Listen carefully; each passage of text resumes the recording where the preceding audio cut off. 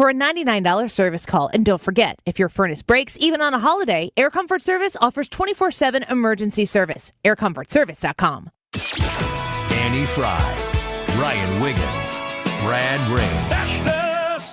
That's right. Gotta love this American ride. What do you want from me? I'm not America's sweetheart. Goodness sake, kid. Keep your voice down. Your father's listening to the radio. I'm not America's sweetheart. This is the Annie Fry Show on 97.1 FM Talk. Well, happy day before snowpocalypse here in St. Louis. I don't know if we're going to get any snow or not, but we are monitoring the situation. It does seem as though the predictions for what the weather is going to do, that they have shifted north a little bit. So it'll be very interesting to stay tuned here for Dave Murray. I know he's going to be updating us as we march towards this weekend. But that's our YouTube live chat poll for today. How much snow do you think St. Louis is going to get? None? Over 6 inches or somewhere in between? If you go to the Annie Fry YouTube channel, go vote. You can also text us and tell us what you think. 314-241-9797. Jack Smith, you guys remember Jack Smith, right? He's kind of like the Forrest Gump of corruption, I would say. Is that fair? Interesting. I've never thought about it that way. Yeah. But when you do, pretty soon he's going to bend over and show us his rear, which he kind of Okay. is, but just metaphorically. Okay, I thought maybe it was like a box of chocolates. Like you never know which Jack Smith you're going to get. No, I think you know which Jack Smith you're going to get. I think that's why they keep hiring him. That's it? Well, I have a lot of Forrest Gump references rolling through my head. And But it was none of almost them like are- overload. None of them are I couldn't quite get one out. It's been interesting to listen to these hearings, but that are taking place. It's a House hearing. Jack Smith is testifying, and I don't. These things make my blood boil, and I really try hard as a normie. You're a normie because you listen to this show. Somebody who cares. You care about what's going on. You don't want corruption. You want everyone to have a fair shake. You'd like to think that no one is above the law or below the law on either side of the aisle. Yes, you care about fairness pretty much. But if things are fair, you'd like to go about the business of your life and not really like obsess over the different things that are happening on Capitol Hill. Because it's really like watching a soap opera. It's really like watching a story that's kind of manufactured. The dialogue isn't always that great. There's a few sex scandals in there, you know. Always. And when there are, that usually comes to the front of the discussion, the conversation, but it really isn't necessary to the plot of the story. That's Congress. And it's... You have a hearing like this where you have a Jack Smith go up in front of everyone, and it's just, you know what everybody is going to say to an extent. You may not know the exact details, but if the Republican is talking, they're going to smack that guy around a little bit if it's Jack Smith. If it's the Democrat, I mean, literally, like, I was listening to it on the way in. One of the guys was like, I really think that you are a great example for the young people in our country who might want to go into a career of law. And I was like, Wow. okay, stop it. Give me a break. So what are you going to get? A lot of that. And in between, you're going to get some substance. You're going to get to see each side of the aisle show their hand a little bit. Jim Jordan is chairing this hearing here as part of his opening part. It was always about politics. The good news is the American people saw through it. They saw through it. For so long, the left has controlled so much in this country. The left controlled big media, the left controlled big tech, the left controlled academia, Hollywood, certainly the Democrat Party, and I think all too much the federal bureaucracy. But the left doesn't control we the people. And in spite of the left and the weaponization efforts of Jim Comey, Alvin Bragg, Bonnie Willis, and Jack Smith, we the people saw through it all. And we elected President Trump twice. So I think it is a very important point that Jim Jordan is making there, because the way the Jack Smith story ends is Trump term 2.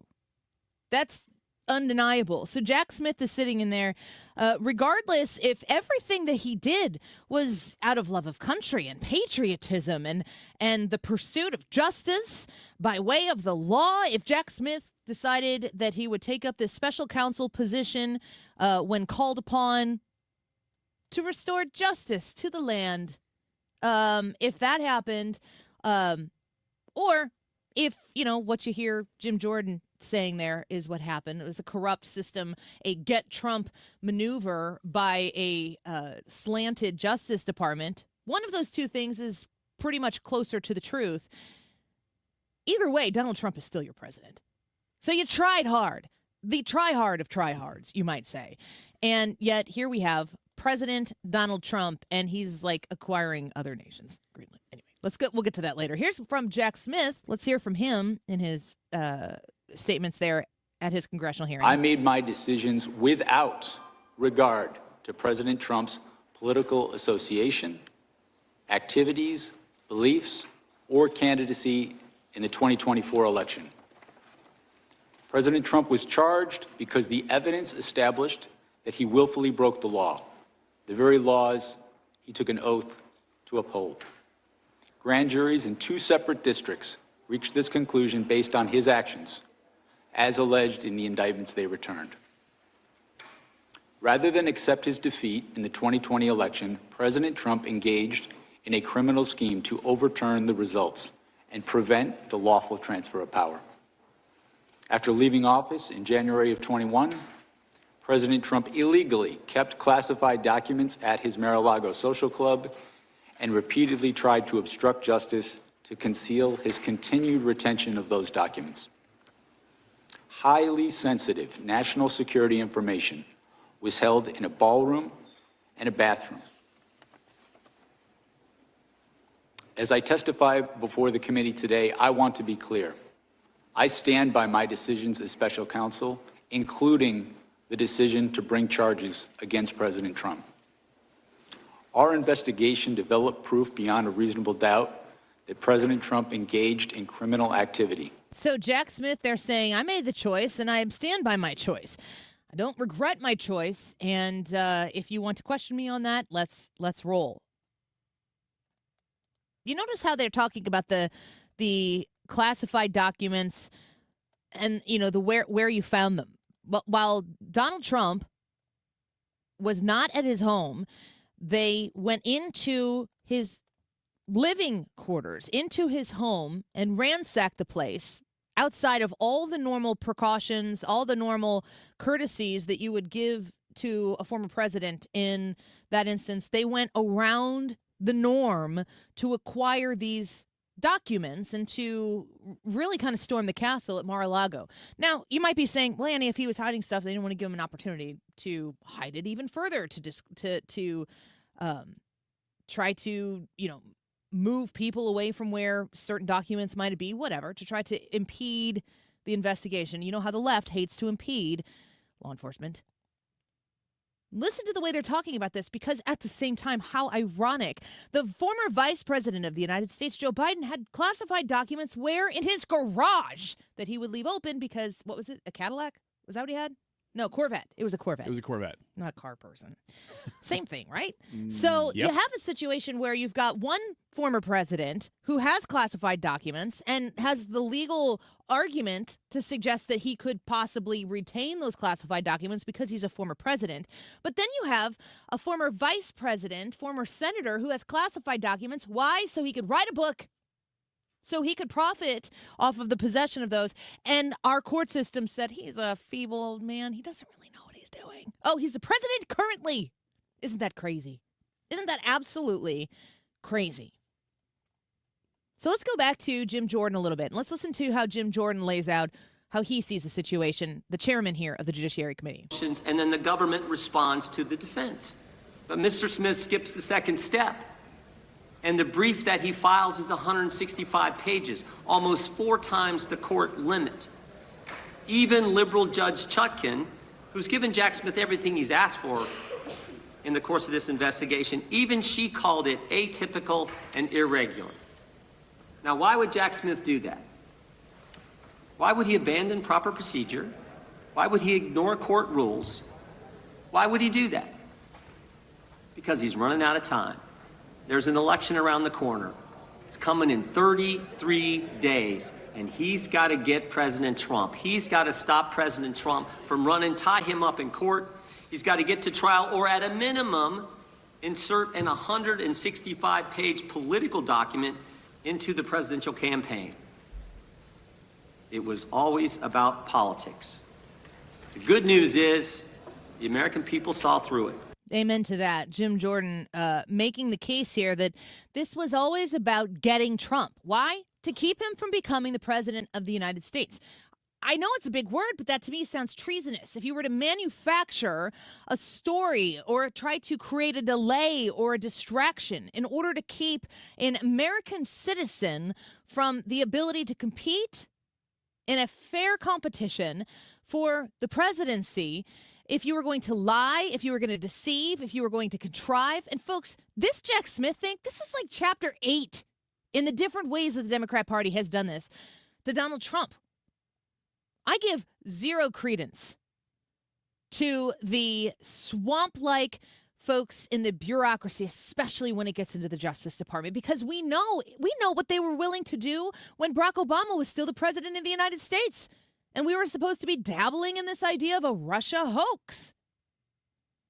Lies after lies after lies. The Democrat Party has tried to, brick by brick, build this defense against what would likely be the biggest wrecking ball to the uniparty, to the swamp, to the people in the bureaucracy that just kept things going just nicely for all the right people. But guess what? You're not one of the right people. You want that fair shake. You want justice. You want to make sure that no one is above the law, but especially the people who are there writing the laws and enforcing the laws. Especially them. They should not be above the law. And as they go brick by brick, it turns out it was card by card because the house of cards came crumbling down in November of 2024 when Donald Trump was reelected. Think about, you will, if you're like me, I'm in my early 40s.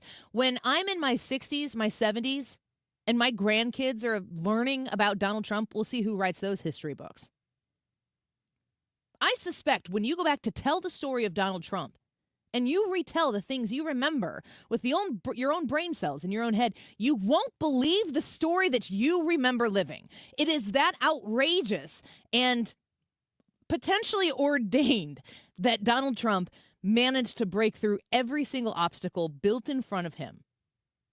And was he able to do it? He certainly was. But don't forget, they tried to make him quit. None of this is happening today. Donald Trump isn't the president 1 year into his second term.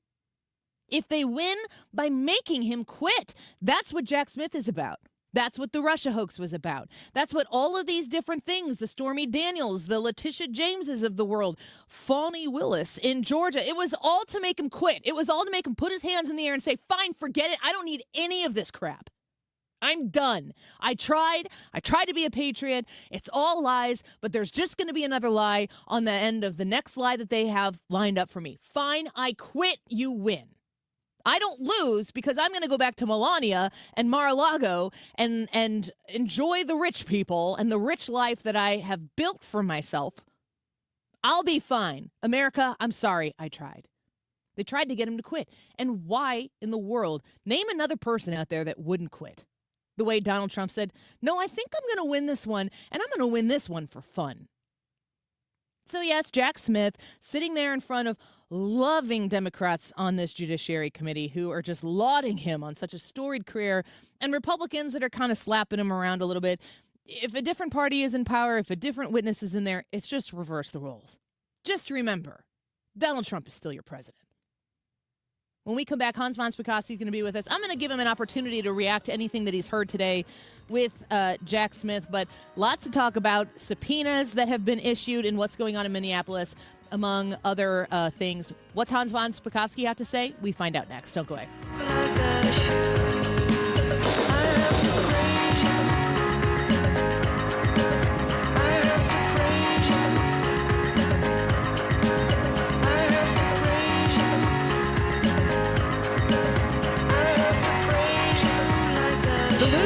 Elementary School Association. We want to remind you right now that this is kind of like open house weekend. Sucks that it's going to be snowing maybe, but I want you to consider if you have thought about attending a Lutheran school for your children, for your grandchildren. This is a great time to start looking at where these open houses might be taking place.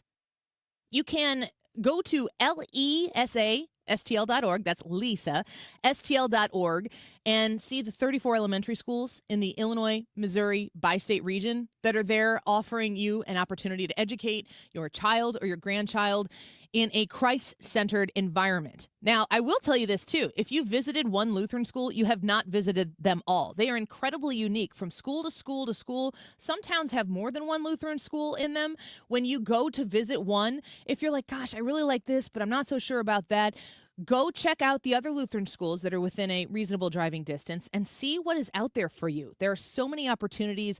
This is the best investment that you can make for your child and for their future. I say that as a mother making the choice to educate my kids in a Lutheran school right now as we speak. Lisa, STL.org.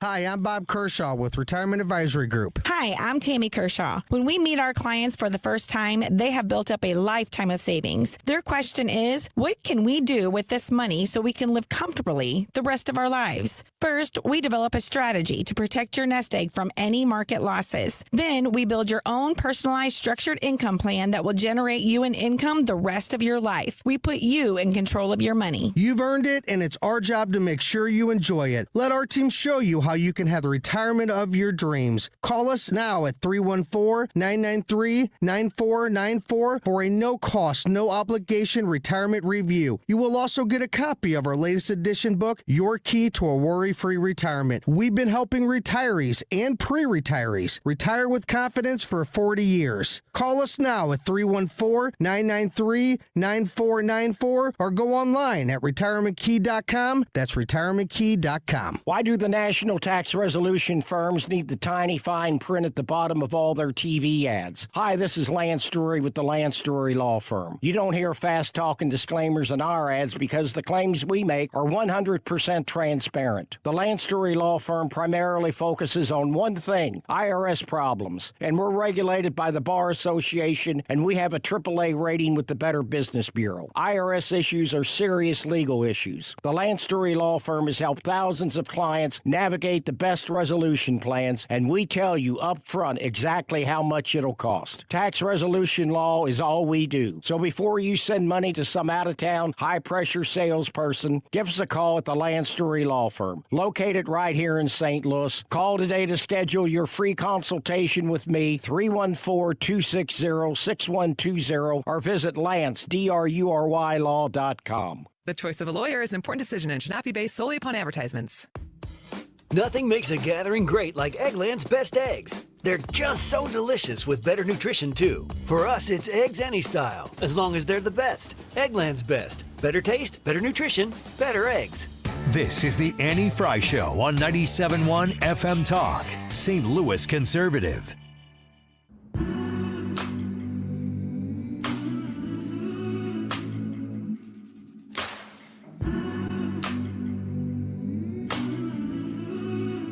And I do want to correct something that was said in the beginning.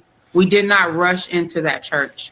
We actually went and sat down and participated in the service. And after the pastor prayed, that is when I stood up and asked him a question in response to his prayer. And then he responded to me. And then I proceeded to ask him about Pastor David Easterwood and how is it possible for him to serve as both the pastor and the director of ICE for Minnesota. And instead of responding to me, as soon as I said the name David Easterwood, the pastor says, shame, shame.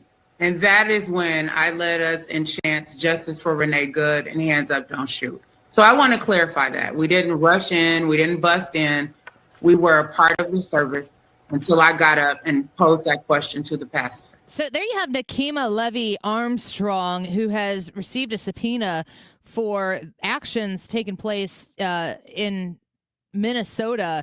And that's a little bit of a revisionist history, I would say. Listening to her explain how that whole thing went down, I don't know about that. Let's ask our friend Hans von Spakovsky. There's a lot of legal questions that I have about this. Advancing American Freedom Senior Legal Fellow and former FEC Commissioner, former DOJ lawyer. Hans, it's a pleasure to have you back. It's been a wild week in Minnesota. Well, it was, and I'm sorry, but the videos that were taken of what happened in the church do not match. Yeah.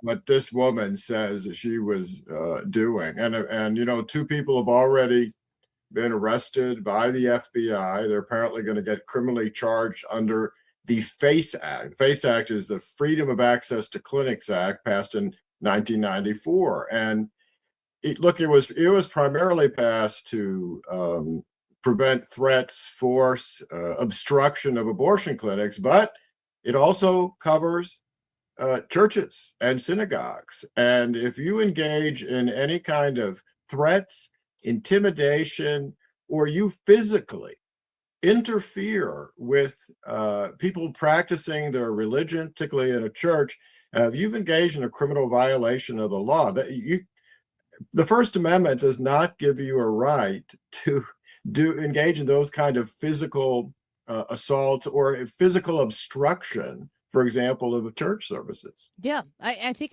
it was when I was learning about the FACE Act, kept hearing that over and over and over again.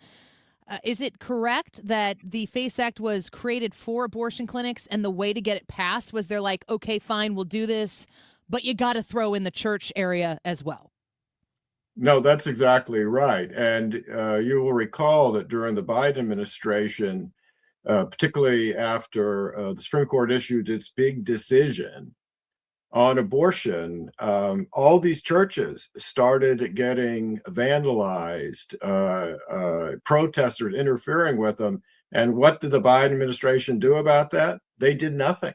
They did not enforce the FACE Act against the people engaging that kind of behavior. Fortunately, here, it looks like the Justice Department is going to do something about this. Don Lemon was part of this protest, and he was suggesting that he was there as a journalist to chronicle the events as they unfolded. Does Don Lemon have any legal troubles right now?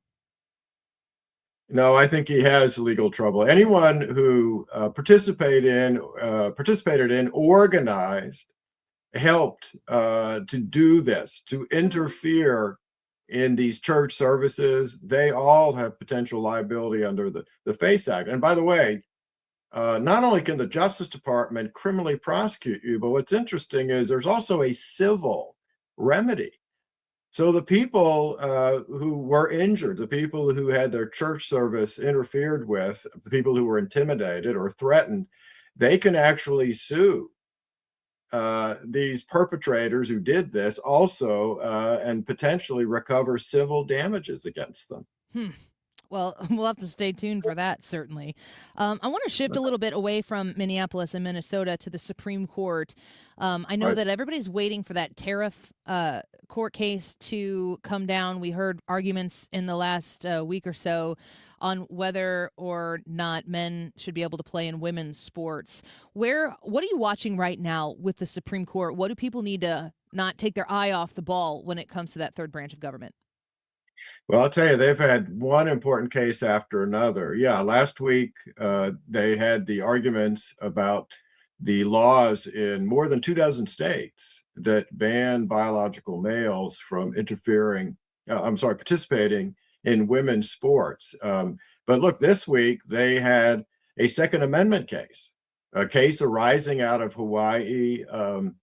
Very important case, but what was most interesting to me about it, frankly, was shocking and shameful what Hawaii was doing to try to justify their law. Basically, they passed a law saying, even if you have a concealed carry permit, so you've been licensed to carry a gun, you cannot go into any private property that's open to the public, like a mall, a gas station, unless the owner has given you explicit permission to carry a gun. So if you pull your car into a gas station and there's no sign there specifically telling you can have your concealed carry gun there, you're a criminal under Hawaii law. I mean, it's an extreme law that clearly, to me, violates the Second Amendment. Do you know what Hawaii was doing to justify this law? They were saying, well, historically, this is fine because of these laws passed in the Reconstruction South. Okay. After in the Hawaii. Civil War. Yeah. Yeah. What the laws known as the Black Codes. These were the first gun control laws passed in the U.S. And why were they passed? To prevent newly freed Black citizens from being able to defend themselves against the Ku Klux Klan. And that's the law that they were pointing to try to defend this. Neil Gorsuch was just shocked at it, and he said, this is like vampires embracing garlic. That is the same thing. The gun control advocates are embracing these black codes to justify this law. Hans, when you see that case being made and they're like, okay, we got a good one here, we're going to throw this one out there. Do you think to yourself, are these people stupid? Do they not understand the offensive nature of what they're trying to do? Like, is it just a lack of intelligence or is it something else? No, I think it's political. Neither Justice Sotomayor nor Justice Brown Jackson, who you would think would be disturbed by this, they actually didn't seem to have a problem with the state using these black codes to justify it. Also, by the way, Sotomayor had to be reminded at one point that Hawaii is part of the United States. What? Because she was saying, well, shouldn't we just go to local custom and culture? And Hawaii has never had a custom of allowing people to carry concealed weapons, at which point the lawyer for the Hawaiians who sued said, well, excuse me, but Hawaii is part of the United States. America. And the Second Amendment applies everywhere. Man, I'm watching the wrong TV. I'm screwing up here. Hans von Spakovsky with us right now. We know that usually the summer is when these rulings, these decisions start popping. Right. Is it possible that, can they release them anytime? Like, when do you anticipate we get some of these rulings? Well, no, June 30th is the deadline for releasing decisions, but they've been releasing decisions, including they released some already in the last 2 weeks. We just never know when they're going to do it. I suspect the tariff decision will come out fairly soon because of the fact that they know there is such a huge amount of money riding on that tariff decision. But other cases, look, I don't know. The other case they argued this week was Donald Trump attempting to fire Lisa Cook, who is one of the governors on the Federal Reserve. They had arguments on that case also on Wednesday. But again, there's no way of telling when they'll release a decision on it. I'm going to ask you this is before you're in Supreme Court 101. This is Supreme Court 100 level, bringing it down to where I am on this issue. When, we can listen to the Supreme Court justices ask the people who are bringing the case or defending or prosecuting the case, whatever. We can listen to those discussions. Right. After that happens, do they go, like a jury, get locked in a room and, argue about it amongst themselves? Do they deliberate on their own and then they just make a vote? What's the process once the case has been argued in front of the Supreme Court by the interested parties? What happens next? Well, they usually, I think, have an internal discussion about the case, and the justices come out and say which way they're going to vote. The Chief Justice then assigns who will write, for example, the majority opinion. And normally, they have a common courtesy, even when they're disagreeing. The dissenters, for example, they circulate their drafts. And therefore, often, for example, you'll hear the dissenting opinion talk about what the majority is saying in their opinion. And the majority opinion will often make pointers about the dissenting opinion. That's because they circulate their drafts among all the justices so they can see how the case is going to come out. Is there an opportunity for Ketanji Brown Jackson to try to persuade Amy Coney Barrett on a particular issue? Do they debate it amongst themselves? Oh, yeah. They're very congenial, even when they sharply disagree. And they often, I think, will speak to each other, trying to persuade another justice to change the position. You may recall there was a lot of evidence that, for example, when they were debating the decision on Obamacare and whether or not that was within the power of the federal government, supposedly Chief Justice Roberts first was on the side of saying, no, it's not within the power. And then apparently he was persuaded to change his mind. And that's how we got this 5-4 decision saying Obamacare was okay. Man, I bet for legal eagles like yourself that the thought of that debate is just as exciting as it gets. I'm looking forward to seeing some of these rulings, of course, released. Do you have any thoughts on any big losses you expect the Trump administration to have to endure? Anything that you think is kind of baked in the cake already? Well, look, the biggest case still coming up, of course, is the birthright citizenship case. They've accepted that case, and that will have a huge effect, depending on how they come out. It affects the whole immigration issue, all the issues we have with enforcement of our immigration laws right now. And that's just one of a number of really important decisions still up before the Supreme Court. Well, we are glad to have you at a phone call's distance here to bring us the truth of what's going on, and we hope you'll be back again soon. Hans, thanks for being with us today. It's good to talk to you. Sure, thanks for having me. Talk to you again soon. Bye-bye. Hans von Spakovsky, Advancing American Freedom Senior Legal Fellow and former FEC Commissioner and former DOJ lawyer. I bet it is really interesting to listen to those Supreme Court justices talk to one another when it comes to debating the different things that are in front of them. These huge issues, they're the biggest issues. And they have to look at the Constitution and apply it to the argument and really just make a ruling. That would be incredible to listen to those discussions take place. All right, quick break. When we come back, Ryan will come back in here with us. We've got Wiggins America in about 15 minutes or so. The YouTube poll for today, how much snow do you think St. Louis is going to get? None? Up to 3 inches? Up to 6 inches? Or 6 inches or more? I don't even know what the predictions are at 12:35 on Thursday, but from what I understand, it's coming. We'll be right back. We could start over. Oh, for the lonely, for the ashamed, the misunderstood and the ones to blame. What if we could start over? Point Pest Control, point with an E, pointpestcontrol.com. Call 636-798-0023. That's 636-798-0023. I'm always kind of like, my mind's a little bit blown. They get a text message from Point Pest Control or an email or something. They're like, oh, we're going to be out on Thursday to treat your house once again. And it's wild to me that I go from quarter to quarter. And in the midst of that, I don't have any pests, bugs in my house. None.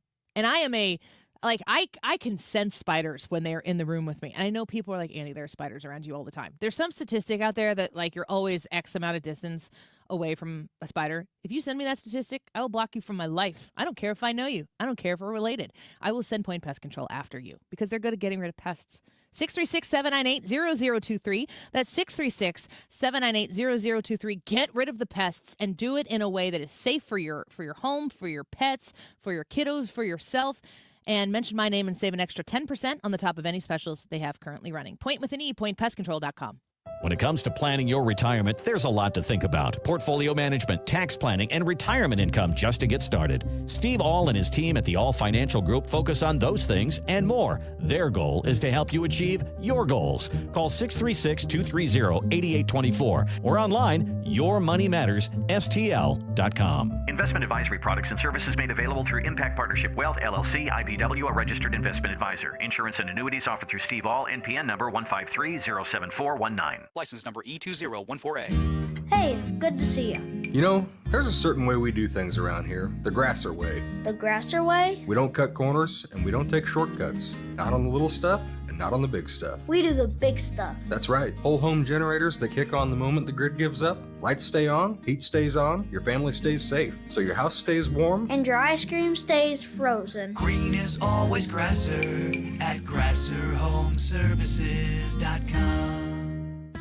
Here in St. Louis, we take pride in supporting our health and our community. That's why more and more families are turning to Neovitin multivitamins, created by a local physician and made right here in the U.S. using the highest quality domestic and international ingredients. With formulas for men, women, and adults 50 plus, Neovitin helps keep St. Louis families energized, supported, and ready for life. Find Neovitin at your local Dierbergs, Schnucks, and online at neovitin.com.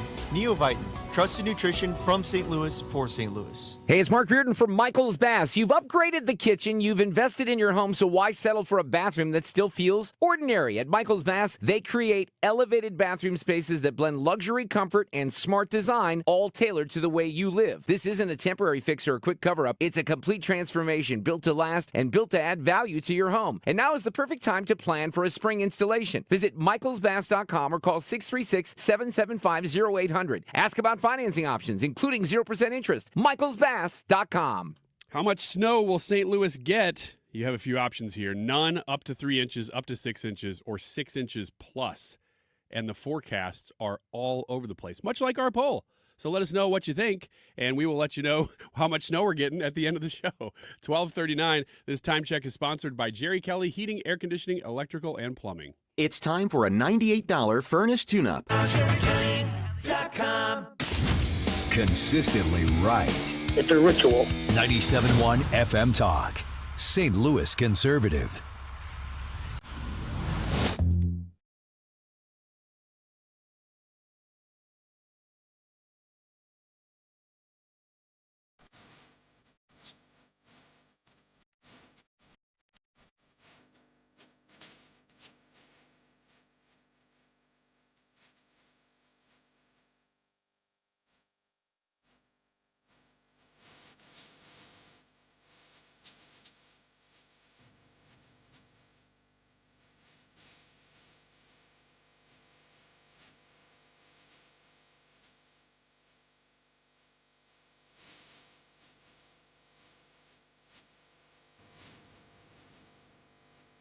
Welcome back to the Annie Fry Show. I've been watching these snow forecasts, and it was looking like it was going to go super south, and that the south was going to get hit. Somebody, I think it was Tennessee, was going to get like 15, 18 inches of snow, but there was going to be a sharp, rigid line between where the snow just dumped on a particular place, and then like another person was going to get, the area was going to get 3 inches of ice. The jokes write themselves. I'm not even going to participate in it. It's too easy. So I'm thinking to myself, how am I going to plan or prepare? If they continue to inch up north a little bit, I think that we could get somewhere between less than 3 inches and maybe a foot. Yeah. I mean, if you're going to play it safe. But you're saying, regardless, we're going to get a pretty significant amount of snow. Because even if you get 3-4 inches, that's quite a bit of snow. I just said less than 3 inches. Oh, less than 3 inches. Ryan, do you listen to the show? Tell people where they can get the podcast, including yourself, that you actually create the podcast. Odyssey.com, or really you could just type in Annie Fry Show. It comes in all over the place. No, you could go to the Odyssey app. Gosh, Ryan! That's just another fine place you can get it. It's the best place to get it. No, it's the emphasis they're telling us to tell people. I'm tossing you the ball. You're hitting the ball out of the park. You go to the Odyssey app. Go to the Odyssey app. You follow 97.1 FM Talk. You listen to the Annie Fry Show. It makes us look good when you do that. Yeah, these are great ways to listen. That's the best way to listen, in my corporate opinion. I, for one, hope we get a ton of snow. Brad, do you want to get, like, what do you want? What do I not want? what are we going to get? What do you want? More than 6 inches. I want a huge snowfall. It has been so long since we've had a really good one. And I like snow. I like driving in snow. I'm one of those weirdos. I have a good time with it. It's good, fun, sledding, all that stuff. So more snow, the better. So more than 6 inches is what I want. There are two types of people when it comes, if you're the type of person who likes snow, there are two types of people outside of it, like within that category. So I'm only talking to you folks who love the snow. We break out into two types of people. I like enormous amounts of snow, so I'm like, I can't go anywhere. I just have to stay inside. I can't even go out my front door. I'll see you in days. That's what I'm hoping for. The other people are those who are like my children, unfortunately, who are like, Mommy, will you go sledding? I'm like, no, I will not. That's why I married your dad. Go talk to Dad. He loves it. And then he looks at me and he says, okay, honey. He doesn't mind it, but I want nothing to do with it. I don't know if I went out one time just completely against my gut instinct and got all bundled up and went down the sled with the kids one time. If I would be like, I've been missing this their whole childhood. I don't think I would. I think I would be like, when you guys are done, you come inside. We're going to bake cookies. We're going to have hot chocolate. We're going to sit by the fire, and we're going to watch movies. That's fun, too. That's fun that you can have when there's snow out on the ground. You're like, you look in the pantry. This is what we got because we can't make it to the store, which you really could if you wanted to. But you can say things like that, and people are like, that's true. And then you just don't have to go anywhere, which is really kind of like the epitome of a great day for me. You can't go anywhere, and you have to stay at home. So I don't know. That maybe should have been the poll today. What kind of snow person are you? Hate it? Maybe that'll be tomorrow. Hate it, love it to be in it, love it to stay inside. I went sledding about 2 years ago with my youngest, and we drove out to the big Collinsville Hill. Where's that? It's in Glidden Park. Well, there's a few, but that's the main one. Where's that? Glidden Park is kind of hidden back off of Lebanon Road. I don't know where that is either. Oh, you know. No, if you know, you know. So there's a big hill back there. I'm trying to know, and it's not working. Open to the public, and it's pretty popular. And it goes really far. And if you go far enough, you go into the woods. And if you go far enough down the hill? So you go down the hill, but then it kind of levels out, and it goes for a good distance, and then there's some woods. Got a good slick snow, you might end up in the trees. If you have the right sled, the right snow, and the right weight on the sled, which I apparently do, you can go deep into those woods. And I got a little bit afraid at the bottom of that hill going down it for the first time as a full adult. I would say in my 20s, I probably still do. Afraid of what? Afraid of falling off and getting hurt. You got to bail. Yeah, I know. But the first time down, I was a little like, oh, man, this is different now that I'm in my 40s. Did you pregame with some ibuprofen like I did not. Responsible adult? Well, that's on you. I didn't pregame with anything. We just went out there. It's one of two things.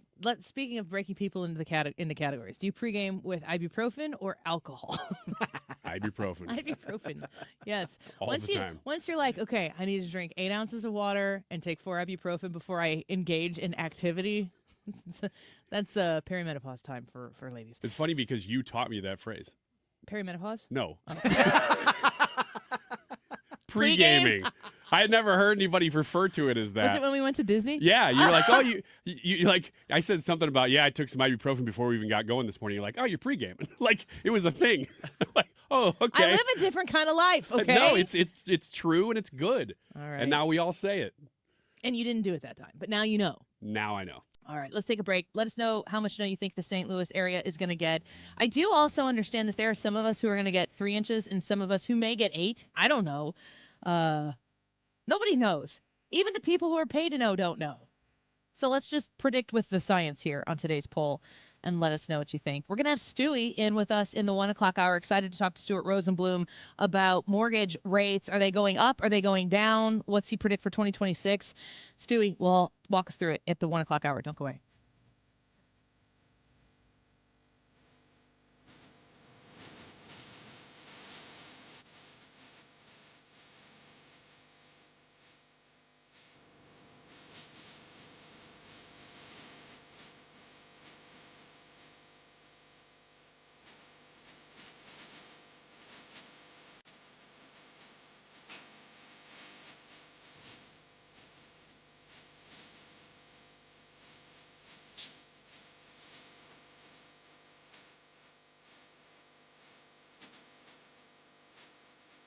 HomeshieldFoundationRepairs.com. That is the website, and they can tell you everything that you need to know about fixing that foundation at your home, at your business. They will do both, and they're experts at it. You need somebody who has the experience on how to solve this problem.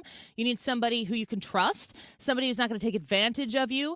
Home Shield Foundation Repair and Matt Hayes, these are your people. Call 314-271-9900. That's 314-271-9900. And have Matt Hayes come out and look at the crack in your basement, the spot in the corner where you don't even get to use the function of your basement because that's where the water comes in.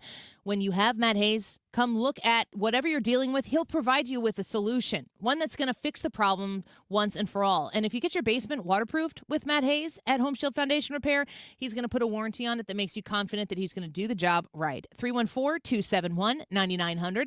314-271-9900. HomeshieldFoundationRepairs.com. We're about to make this thing happen, St. Louis. It's your main man, Jimmy Fala, and I am coming to the factory right in Chesterfield. It is this Saturday.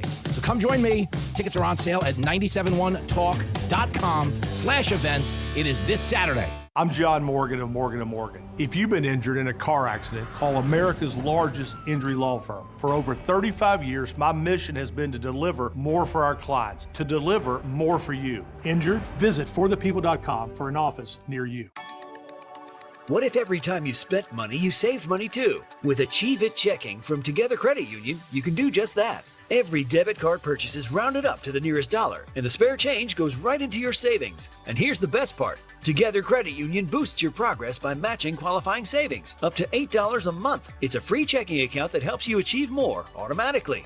Learn more, or better yet, enroll today at togethercu.org. Together Credit Union, federally insured by NCUA. Now that we're getting older, we've been putting more thought into maintaining our health. We knew the water we drink every day could be filled with contaminants, so We called Leaf Home Water Solutions. they came to our home and did a free water test and gave us the analysis right away. We were shocked at what we saw. They found heavy metals like iron and copper. Our own tap water was putting our health at risk, but Leaf Home Water Solutions made it easy to get safer water from every tap and hose. A whole home solution. They have more than 250 product combinations and designed a system that fits our needs and budget. The installation took less than a day. With Leaf Home Water Solutions, our water is safer and healthier. When we drink, when we cook, when we shower, even when we garden. We feel better about our health. Thanks to Leaf Home Water Solutions. Schedule your free home water test today at leafhome.com/free and save 15% on all home water treatment systems. That's leafhome.com/free for your free home water test and 15% off. leafhome.com/free. Hey, it's Mark Reardon. If you're nearing retirement or already retired, call my friends Thomas Helbig and Bob Kershaw with the Retirement Advisory Group. They'll show you how linking to the market is much safer than owning the market for your retirement savings. They're the official financial advisors of my show. Go to retirementkey.com. Annie Fry is St. Louis conservative. Wiggins!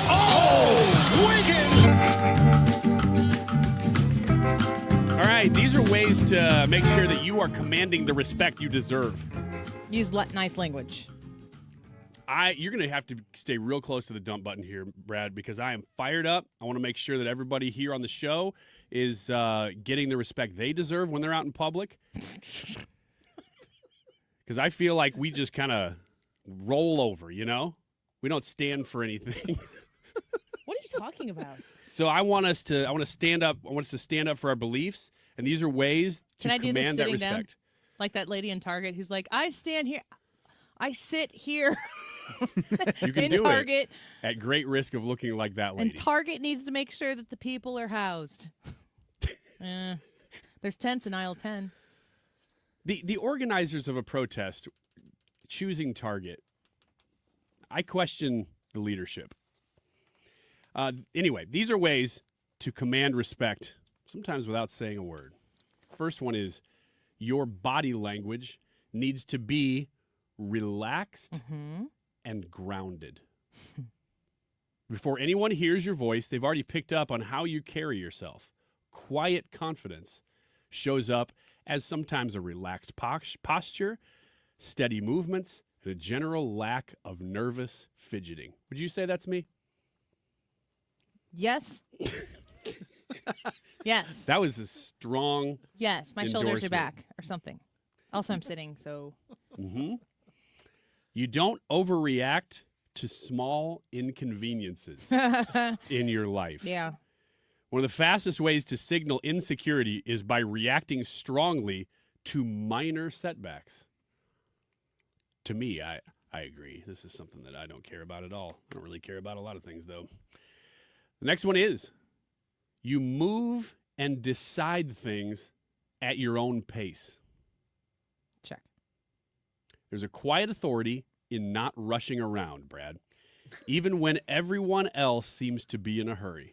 Quiet confidence shows up in the way someone walks, listens, and makes decisions without frantic urgency. That's supposed to garner you respect? This garners you respect. It's a way you carry yourself. You don't have to reply fast. You just chill, which is not easy to do when you're on every day right at noon. Hold on. So you're supposed to be relaxed and just at your own pace. Yeah. And it doesn't matter if maybe the other party involved needs an answer for a deadline or something like that. You just at your own pace. I think what you're going to find... And they're supposed to respect that. They do. This is not talking about in a business capacity, is it? I think this is in all capacities. Yeah, this is just like about being in places at times, right? Well, I think what you're going to find is this whole list doesn't really consider other people a lot. No. It's mostly about you. What's your source? This is Yahoo. The next one is they maintain natural eye contact. What does it look like when it's unnatural eye contact? Like this? Pretty close. That's not eye contact. Right. You look like you're looking for the people who we can't see that are also in the room with you. That's unnatural. You don't seek constant reassurance. Quiet confidence doesn't rely on constant feedback from others. Isn't that the biggest part of it? Like you don't need constant affirmation because you're just like, I know what I need to do, and I'm doing my best. It doesn't mean you never doubt yourself. It means that you don't need every interaction to confirm your net worth. Amen. How about you are consistent in how you show up? There's something deeply reassuring. Like the way you enter a room? About like consistency. That's Ethan. Just kick the door open. Ethan enters like Kramer. Ethan and Kramer do have a lot of similarities. I agree. Oh, wait till you hear the open today for Ethan Sports and Local. It's great. It's a new one. Quiet confidence shows up in the same demeanor regardless of who's in the room or what's at stake. So you're not altering your personality a lot to be around other people. You are the way you are. Although everybody does that a little bit. You're okay with not being liked by everyone. Mm-hmm. Now, this is a real struggle for Annie. Why don't you elaborate on that, Mr. Wiggins? I will. Via the article. No. It says, this might be the quietest form of confidence of all. People with true inner confidence accept that not everyone will like them, agree with them, or understand them. I can't tell if you're affirming who I am with flattery or judgment. I also don't give a crap. But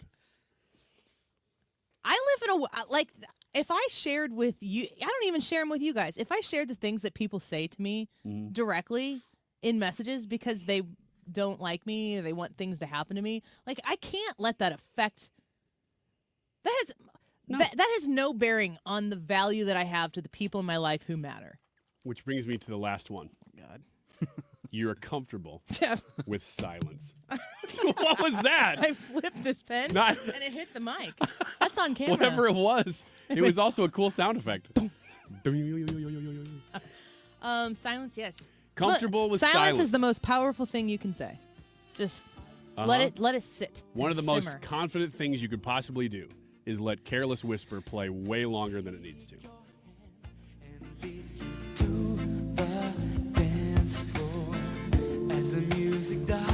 Stuart Rosenblum next. Don't go away. It looks like winter finally has arrived. It's really nice weather we were getting. But nice that we kept it all the way through. But it's time for your furnaces to start breaking. If it happens to you, please give me a call, and we'll get somebody right out there and get your heat real fast. If you choose, it makes more sense to replace your furnace. We can do that next day. So if you need service, give me a call. Bart Inman. It's one easy number, Missouri and Illinois. The easiest number. 314-293-2600. Again, Missouri and Illinois. Only one number. 314-293-2600. Or go online at bartinman.com. That is Bart with a B, Inman with an I.com. God bless.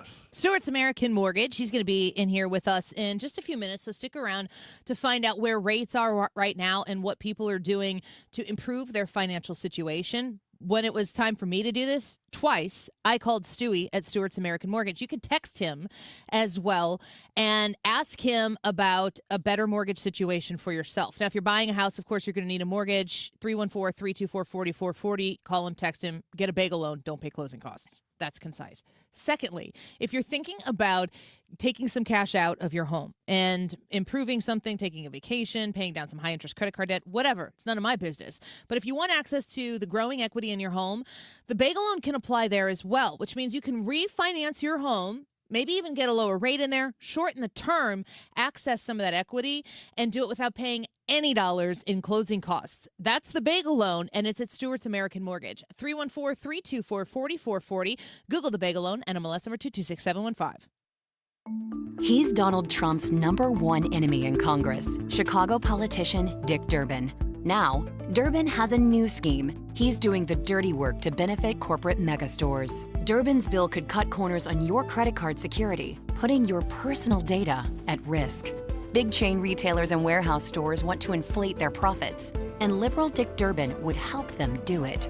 Tell senators, say no to the megastores and Dick Durbin. Paid for by the Electronic Payments Coalition. Hi, I'm Joe Cordell of Cordell & Cordell, America's largest family law firm. During this time of year, difficult relationships sometimes become impossible. If you or someone you care about is facing a family law issue, let us set up a 1-hour Cordell Consult. The Cordell Consult is a meeting with a local attorney who will give you clear guidance about your options, whether it's a separation, a postnuptial agreement, divorce, or custody. CordellCordell.com. The choice of a lawyer is an important decision and should not be based solely upon advertisements. 600 Kelwood, St. Louis. KFTK FM Florissant from the Kaufman Townsley St. Louis's Injury Lawyers Studio. Call 314-777-7777. That's 314-777-7777.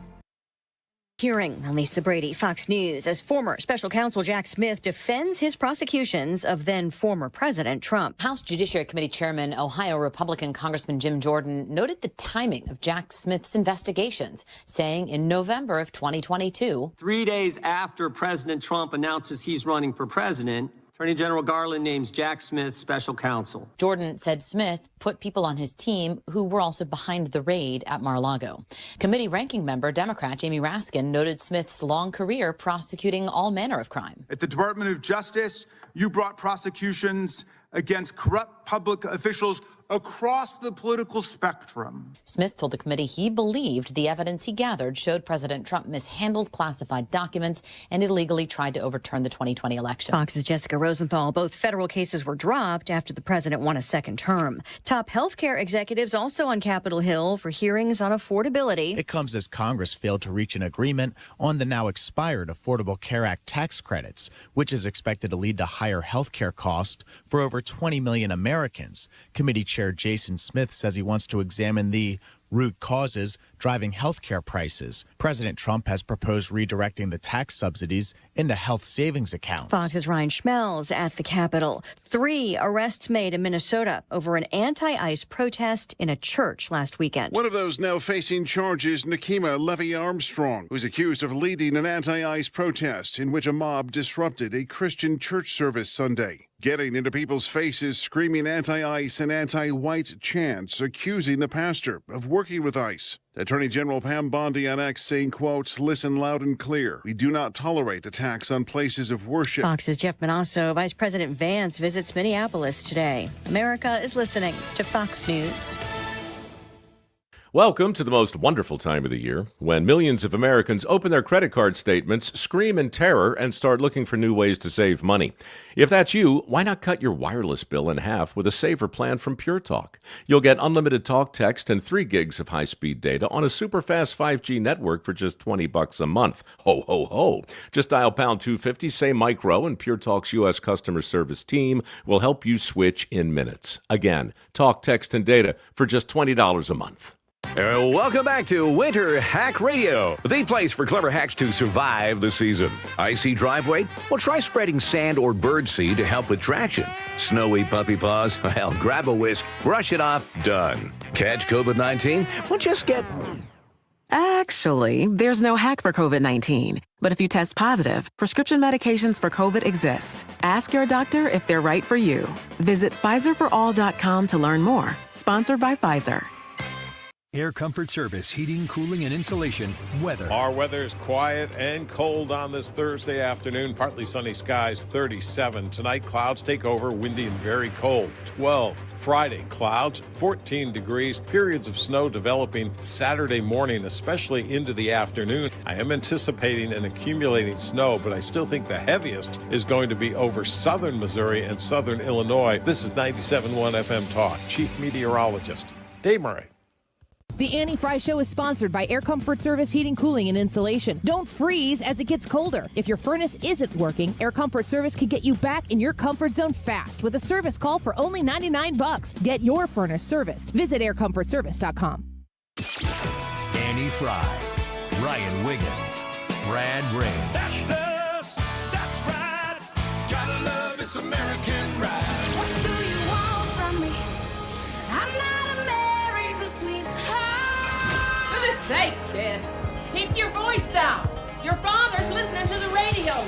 I'm not America's sweetheart. This is the Annie Fry Show on 97.1 FM Talk. They were buying up all the homes. People couldn't buy homes. You know, you have these big companies, these big corporations buying up thousands of homes and renting them or doing whatever they do with them. Some of them are flipping them for a big profit. But it got to be too much, too many. It became, it's good investment. And we're not saying take them away, but we're saying that we don't want that. We want people to be able to buy a home. President Trump speaking about home ownership, and we've got just the guy in here to explain. I told Stu, I was like, I don't know what he's saying. I need somebody smarter than me to explain what is Donald Trump talking about. I did hear him say he wants people owning their homes. He doesn't want everybody renting their homes. Stewie from Stuart's American Mortgage in studio with us, my friend and partner here. I'm so proud to endorse him. I'm a big loan customer myself. Stewie, when Trump is talking about Wall Street owning homes versus Main Street owning homes, what does this mean? Well, Wall Street has big pockets, heavy pockets, lots of money. If I'm going to buy a house for $300,000, but Wall Street's willing to pay $350,000 and I can't afford $350,000, I can't buy the house. So by these investors going ahead and buying the homes, it's causing the prices to keep going up and up. And you and I, as individual consumers and buyers, are having problems competing with those prices. 3-4 years ago, the average age of a person buying a home was 24 years old. Today, 41. So young folks are out there. They haven't gotten the raises that they need to get to compete with these prices of the homes. They can't afford it. And big Wall Street firms are saying, hey, this is a great investment for me. I'm going to buy this up, rent it for top dollar, and I'll make some money. And that's what the president's trying to do. He's trying to reduce the demand that's on these properties for these big corporations in order to increase the supply so you and I can get better prices and afford the housing. Well, so I've also heard the president say something like he wants to bring rates down, but he doesn't want the values that people have, the equity that people have built up in their homes. He doesn't want that to decrease. That sounds nice. Is that possible? I think so. I don't think you're going to see a gross drop in prices overnight for anything. I think affordability is the main thing. If you can go ahead and create an environment that people can afford to buy houses, the demand is going to pick up. And if you reduce, Wall Street buying the houses, there'll be more supply, and it's going to start to balance out. And right now, what the problem is, especially when you go to Florida, the East Coast and West Coast, the prices have gotten so ridiculous. You're talking about $2-3 million for a house that's a 1,500 square foot house in parts of the country. It's outrageous. It's outrageous. So people cannot afford to buy homes, even here in St. Louis. This is the 6th hottest market in the United States. St. Louis? St. Louis is the 6th hottest market. So when you're going against competition and people can afford it, and I'm 40 years old and I have a lot more money than a person that's 24, it creates challenges. So one of the things he's doing is trying to limit Wall Street from buying the houses. The other thing that he's doing is he went to Fannie Mae and Freddie Mac and he gave them a directive to go ahead and start buying $200 billion of mortgage-backed securities. All mortgages are sold on the secondary market. Even though you're paying Bank of America, U.S. Bank, or whoever it is, they are actually insured and owned by Fannie Mae and Freddie Mac. By directing Fannie and Freddie to buy those securities, you're going to have more demand than there is supply. Rates are going to come down, make it more affordable for us to go buy these houses. These are all great things, and I think it's going to help the market tremendously. Do you see quick reaction in the market? Does it have to kind of settle in for a quarter? How quickly is President Trump going to have success in doing what he's trying to do? We've seen it. We've seen it already. The last quarter, interest rates have gone down 0.5%. I think we're a whole percent lower than we were a year ago, maybe more. So these actions are indicating some kind of action to help us as a population make it more affordable, which, by the way, interest rates are higher than they should be, okay? There's no reason today why we have to be at the level that we at. It could be lower. Inflation is pretty much in check. It's not where we want it to be, but it's somewhat in check. So by doing these things, by the markets recognizing that we have a president that wants to help homeownership, wants to make things affordable, they've kind of said, we're going to calm down. Rates are going to come down a little bit. It's going to help the economy overall. It's going to help housing, affordability. We can start to bring those interest rates down. And now, a couple of months, you're going to have a new Fed chief, and that Fed chief would probably be much more dovish than the one we have now. So you're going to have even more aggressiveness to get those rates down. Yeah. And that's going to make it great for everybody. You're listening to Stuart Rosenblum. He's the president of Stuart's American Mortgage. It's where I went to refinance my mortgage twice. One time just to get the lower rate, nice little sub 2% or 3% rate on the mortgage. Thank you, Stewie. But that was a timing thing. You're talking about getting rates down again. What would have to happen for people to see those 2% rates again? That was artificial. That was induced by the government to make sure our economy didn't fall on its face, which people don't realize during COVID. It was close. Our economy was an inch away from literally collapsing because the liquidity in the market wasn't there, and the government had to come in and buy those bonds. And we didn't know where COVID was going, so the government didn't know either, so they did everything in their power, maybe too much, to go ahead and allow us to survive as an economy and as a people. And it was better than worse, but maybe a little bit overkill. I wanted to read a comment here, and I lost it now. FR21 said he wanted to know what you think about, and I know you're a New York guy, so what you think about that first right of refusal that New York is having on home selling and purchasing and all of that. Mamdani's, he's got a few brilliant ideas there in New York City. Oh, my gosh. Do we really want to get started on Mamdani? You can take it wherever you want. I can tell you that I have friends that live in Brooklyn, New York, and they're selling. One of my friends selling his house. Within the last 3 months, there are 4 more houses that have gone up for sale on his block. And remember, New York. What's that do for home values? They're going to start dropping over there. It's a nightmare. It's a socialist nightmare. This people don't remember or realize what capitalism is versus socialism or communism. We have the greatest country in the world for a reason. If you start to destroy those ethics and principles, you're just going to end up like one of these, Iran or Russia. Ask people there how well they live compared to here. Why do people even come to America? They come to America for opportunity and for the quality of life. If you start to go backwards, you're going to reduce that quality of life, and we're going to be in a situation that's going to be a lot more different than today. Do you see New York City coming to their senses quickly, or are all those people leaving? My friends are leaving. I've had a number of friends that are moving down south to Florida. Pretty soon, Florida's going to be full. I have a second home down in Florida. You would not believe what's going on down there. So parts of Florida are really, people are moving down. The Jewish population specifically is moving down very, very quickly to parts of Boca and Miami Beach and those kinds of areas. But you're going to see even people that voted for him thinking that everything was going to be great. They're going to start recognizing, and real estate's going to drop. Rental income. There's a lot of people I know that own apartment buildings, and I'm like, I can't raise my rent. I'm not going to fix up the place, so it will stay vacant, and that'll be the end of that. And that's what's going on over there. It's just a bad formula. Hopefully they get it squared away and they learn their Mamdani lesson very quickly. While the rest of the country is like, look at that, don't do that. Stewie in here with us, Stuart's American Mortgage. You can reach out to Stewie right now if you so choose, 314-324-4440. I've refinanced twice with Stewie, and I've talked about building a home. I've met with Stewie. He's guiding me through all of that. I trust him. I know that you can trust him as well, and we always get a lot of feedback from listeners of the show who have contacted him. Use the bagel loan. You can get a new mortgage, a refinance.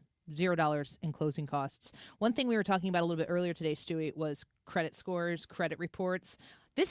I am obsessed with my credit score. It's probably not healthy. I have a good one, so I think that's probably part of paying attention to your credit. And I learned this within the last 6 months, but you reminded me of it today, and it kind of shakes me because I'm paying attention to it. Credit Karma, I subscribe. Credit Sesame, I subscribe. I have 2 credit agency platforms that I'm looking at just to compare notes. That's how obsessive I am of it. And then you reminded me, like, oh, yeah, when you go to get a mortgage, that's not what they look at. That's right. And I'm like, what? What? I've been working so much darn hard for this. That's right. Explain what you want the average Jane or Joe out there to understand about their credit score and how that system works. Because to me, I feel like it's kind of a racket. Well, it's a little bit, but we can. That's the show in itself. But there's 3 major repositories. There's TransUnion, Experian, and Equifax. Each one has their own risk models to give you a number. Within each one is 400 plus different models.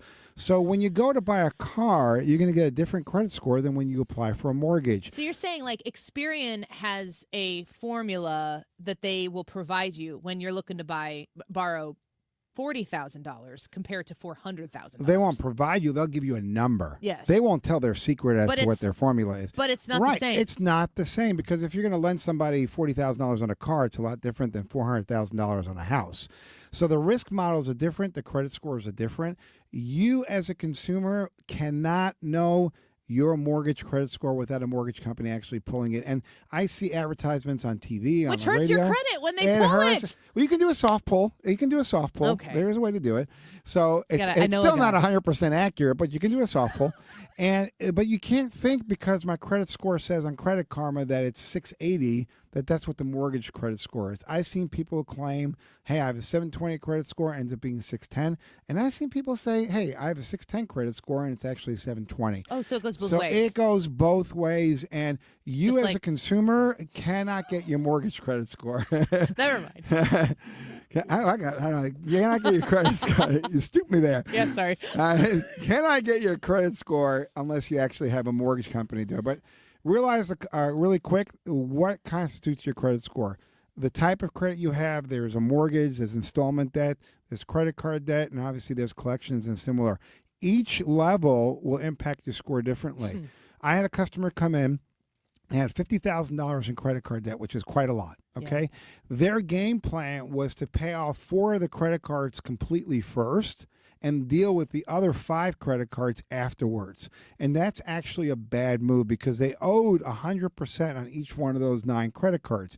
Your better bet is not to borrow or pay it down where you only owe 30% of what the available balance is to you. Credit analysis will say, oh, he owes 100% of that credit card. He's in trouble. He only owns 30%. That's okay. He's using it and utilizing his credit card. They like to see that you understand the value of using. Right, that you're not in trouble. Credit. So I told them, go ahead and get all your balances below 30% of what's available to you. They did it that way. 6 months later, their credit score went from a 620 to 740. Yeah. So it's a big difference. You have to know how to maneuver on those things. So you got to contact a professional and say, hey, my credit's here. Or call me, and I will be glad to tell you this is what you have to do to get from point A to point B very quickly. So, Stewie, before we let you go, right now, I know a lot of people are leaning in, waiting for some big magic wand to happen and rates drop into the 3s again. That might not happen right away. But if somebody is even possibly thinking about, okay, I'm sitting here looking at tens of thousands of dollars, maybe 6 figures of equity in my home, and maybe I want to pay off student loans. Maybe I want to pay off some credit card debt like we're talking about here. Maybe I want to finally put the addition on the house or renovate the kitchen. And the equity is there in my home. How long should they wait to contact you? Should they be watching rates and contact you when they dip? Well, this is the biggest mistake people make is to wait. I told you a quick story that I had a customer who called them and said, hey, Bagel loan, you're going to save $80 a month on your payment. This is great. It's not going to cost you a dime. You're going to save, no, I don't want to do that. I want to wait till rates get lower. And I said, no problem. If they don't go lower for the next 30 years, you write me a check for $80. And all of a sudden he said, oh, where do I sign? Yeah. So reactive versus proactive is very important. Now, people have different ways of saving money. A lot of people, most people, they want a lower payment. They want to improve their cash flow. If you got a mortgage in the last 3 years, you should be calling me and refinancing right now and getting a lower rate for free with the bagel law. But some people say, you know what? I'm not so interested in cash flow. I want what's the best rate out there. A 30-year fixed rate is a higher rate than a 20-year fixed rate, which is a higher rate than a 15-year fixed rate. We just took a 97.1 listener, an 85 listener, and they called me because their rate's high in the 30 years. And I said, you know what? Why not convert from a 30-year to a 20-year? And the rate is lower, and guess what? Your payment's only going to go up $42 a month. Yeah. They were floored. They saved 8.5 years, over $300,000 in interest. It was huge. It's crazy. And for them, it wasn't about the lower payment. It was about saving money overall. It's about freedom, really. Like It's when you freedom. think about, like, I'm, stocking away everything I can. I'm checking my 401k. I'm looking at all of the things for retirement. When you realize that you are going to be 8.5 years in that particular specific instance closer to freedom on having a place to live, that's bigger than almost anything you could do at And that point. soon you can do that Archie Bunker thing and burn up. I don't know if it's way before your time, but I know who he Archie burned. Bunker is. He burned up his mortgage note. And he made a big party about it. But this is the factor. You don't understand as a consumer. You don't always know what's available to you to be able to choose. And when you make the phone call to the right person, this is your home, the biggest investment you're going to make. When you make that phone call, if the person is smart enough, they understand the industry, they can tell you, hey, it's not just about cash flow. It's also about saving money overall and where you want to be in 10 or 20 years. So there are different angles to save money.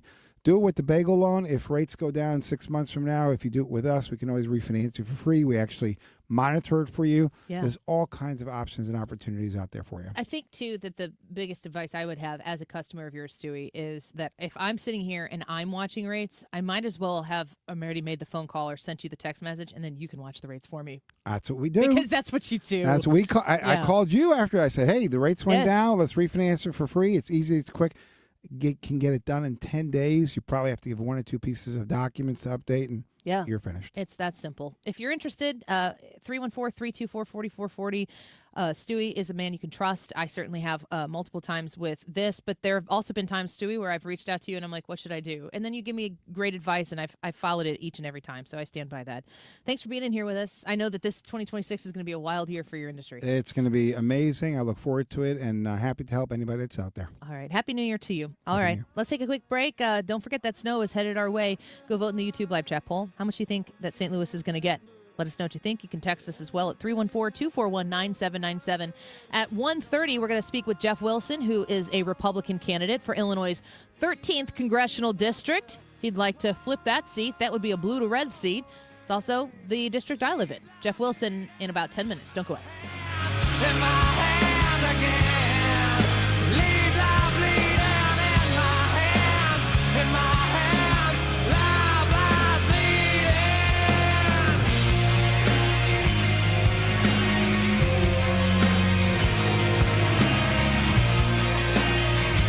St. Louis laughed it up with Jimmy Fallon live at the Factory on January 24th. From national radio to sold-out comedy clubs, Jimmy delivers fast, fearless stand-up that hits home. The only ones raising tough kids anymore. The redneck babies are going to take on ISIS. The hipster babies are going to battle the evil forces of gluten. You know what I'm saying? Grab your friends and get ready for a night of laughs. One show, one night only. Don't miss Jimmy Fallon January 24th at the Factory. Get your tickets now at thefactorystl.com. That's thefactorystl.com. Hey, it's Mark Reardon from Michael's Bass. You've upgraded the kitchen, you've invested in your home, so why settle for a bathroom that still feels ordinary? At Michael's Bass, they create elevated bathroom spaces that blend luxury, comfort, and smart design, all tailored to the way you live. This isn't a temporary fix or a quick cover-up. It's a complete transformation built to last and built to add value to your home. And now is the perfect time to plan for a spring installation. Visit michaelsbass.com or call 636-775-0800. Ask about financing options, including 0% interest. michaelsbass.com. The Retirement Advisory Group online at retirementkey.com, 314-993-9494. That's 314-993-9494. Planning for your future, that's something that you've been doing for a long time, but I'm talking to you folks who are right there on the cusp of making the actual switch into retirement. How exciting is that? What is that like? I'm trying not to, as my mom would say, wish my life away. So I got a few years in between now and then.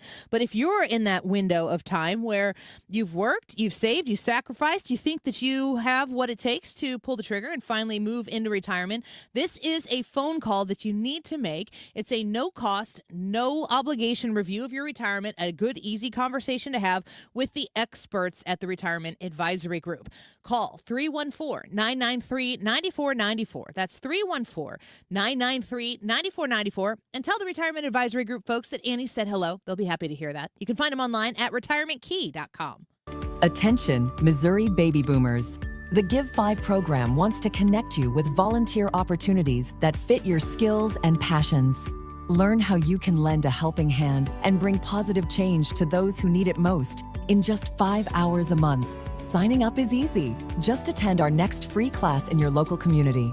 Visit our website at MissouriGive5.org to find a class near you. Brought to you by Missouri Area Agencies on Aging.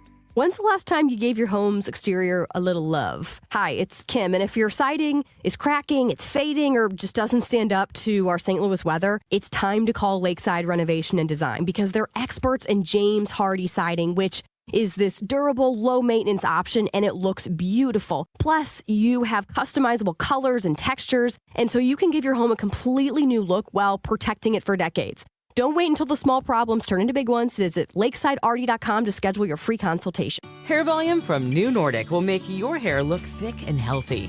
Available as a tablet or delicious gummy. Hair Volume is available online at Amazon and NewNordicUSA.com or in the hair care aisle at your local CVS. You're listening to The Annie Fry Show. 97.1 FM Talk, St. Louis Conservative.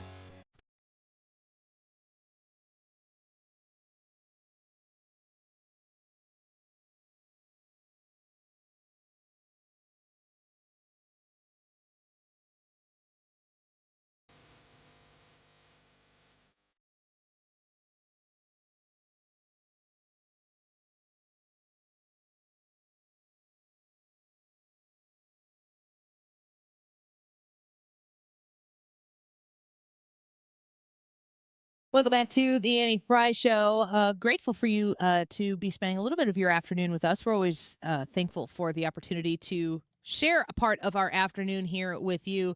Just got done speaking with Stewie at Stewart's American Mortgage. I really feel like of all of the affordability things that are on the plate for this administration, that housing has got to be one of them. Because there's a whole generation of people right now who just don't even think, they don't even consider the possibility of homeownership.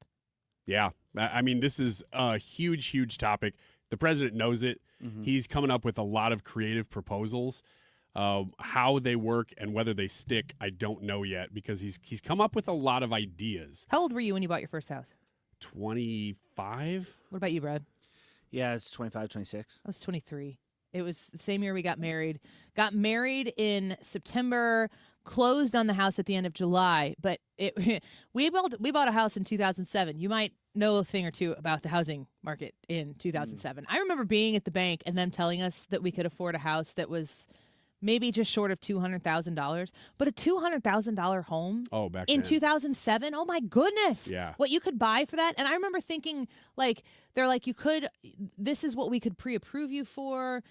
But I was like, we don't have any money. I don't know where you're thinking that we could afford. Oh, they were playing what you're fast saying. and loose back then. But it was man. 2007. I mean, that was part of it. We ended up buying a home in Hamel, Illinois, and we bought it from an estate, and it was in disrepair. We closed on it at the very end of July of 2007, and I think the first night we spent in that house was Halloween night. I think we had a Halloween costume party with our friends. We dressed up as the Spaceballs characters, and people came over. And we didn't really have furniture. I think we had a bed that was on the floor that, like the box springs and the mattress. Mm-hmm. We didn't have baseboards because we had to tear them out because the cats had defiled them. Gross. Ew. Yes. But we could afford the house that we bought. But that was what apparently a lot of people in 2007 didn't do it that way. I guess they were not. like, I'll take one of those $200K. That's why you had 2008 happen. Yes. You had so many people doing that. I look at that house right now and Zillow, which it is what it is.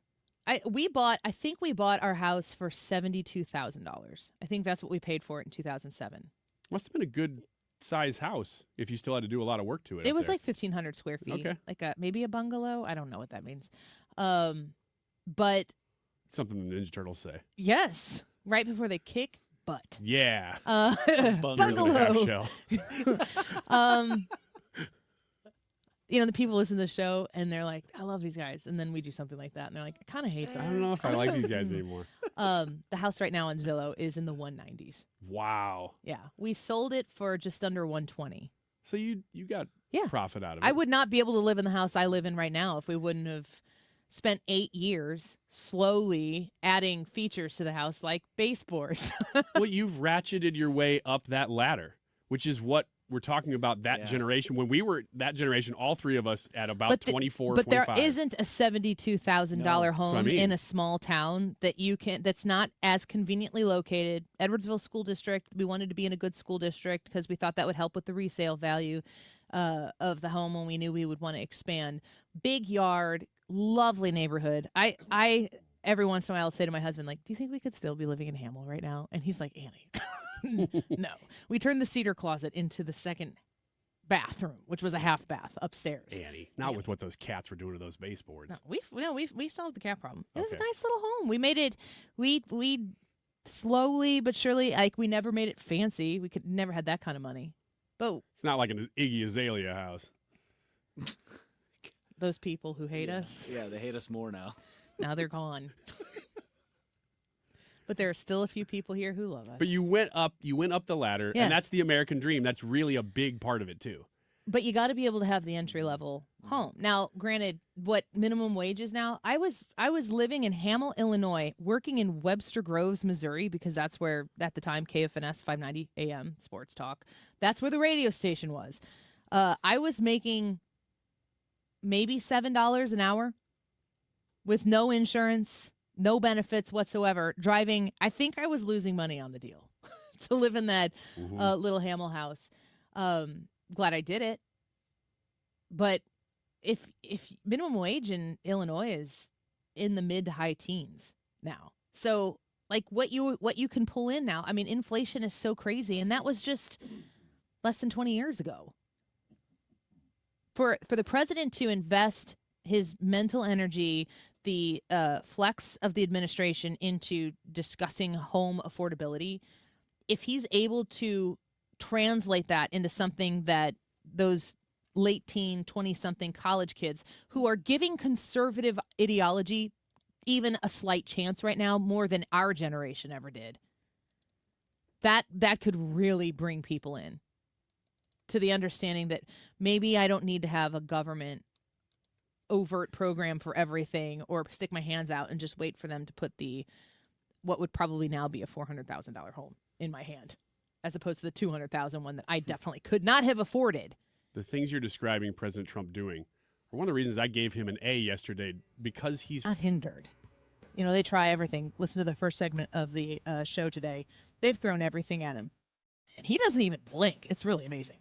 Jeff Wilson, candidate for Illinois' 13th congressional district, Republican, trying to win the primary in March, in studio with us next. So go ahead.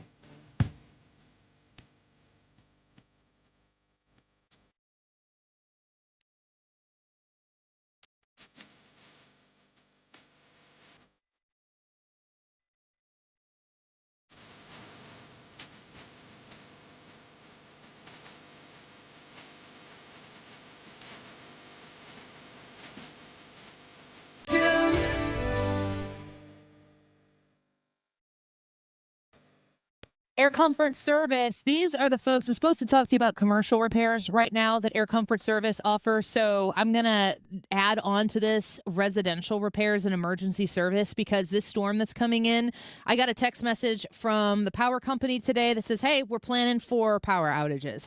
If your furnace ends up not working correctly this weekend, please, please, please, please put this number in your phone right now, because I'm talking to you folks who are caring for mom and dad. They're still in the home, and you manage to make sure that everything is in good working order. If those furnaces stop working and they don't get attended to in time, big problems happen. So you want to have 314-513-0091 in your phone. Stick it in there.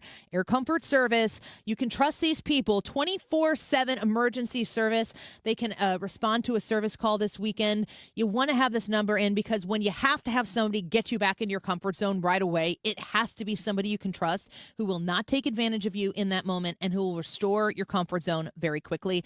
Those people, commercially or residentially, Air Comfort Service. 314-513-0091, online at aircomfortservice.com. Refresh your bathroom with big savings at Lowe's.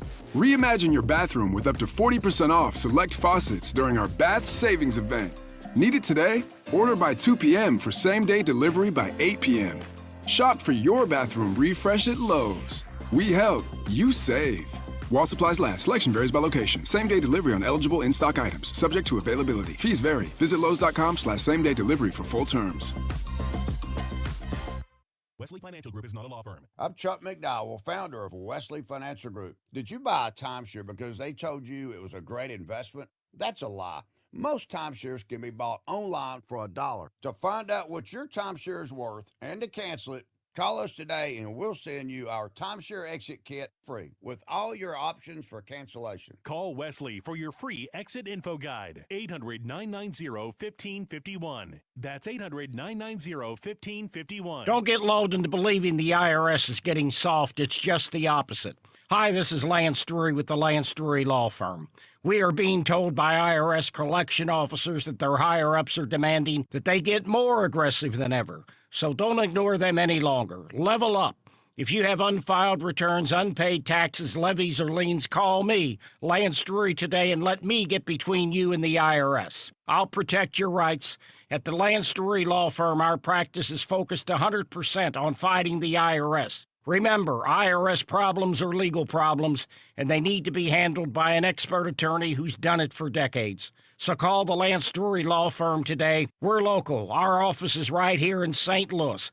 Call 314-260-6120. Visit Lance, DRURY law.com to schedule your free consultation with your local tax resolution law firm. The choice of a lawyer is an important decision and should not be based solely upon advertisements. If you've listened to 97.1 FM Talk, you've heard of Doug Voss of Voss Financial and Safe Money Radio, as he has been a staple as the financial expert on the station for many years. You can hear him on Safe Money Radio every Saturday at 2, right here on 97.1 FM Talk, and you can talk to Doug Voss directly. Here's his number. Call Doug at 844-676-SAFE. That is 844-676-7233. Doug Voss is a registered representative. Securities offered through DHL Securities, LLP, member FINRA and SIPC.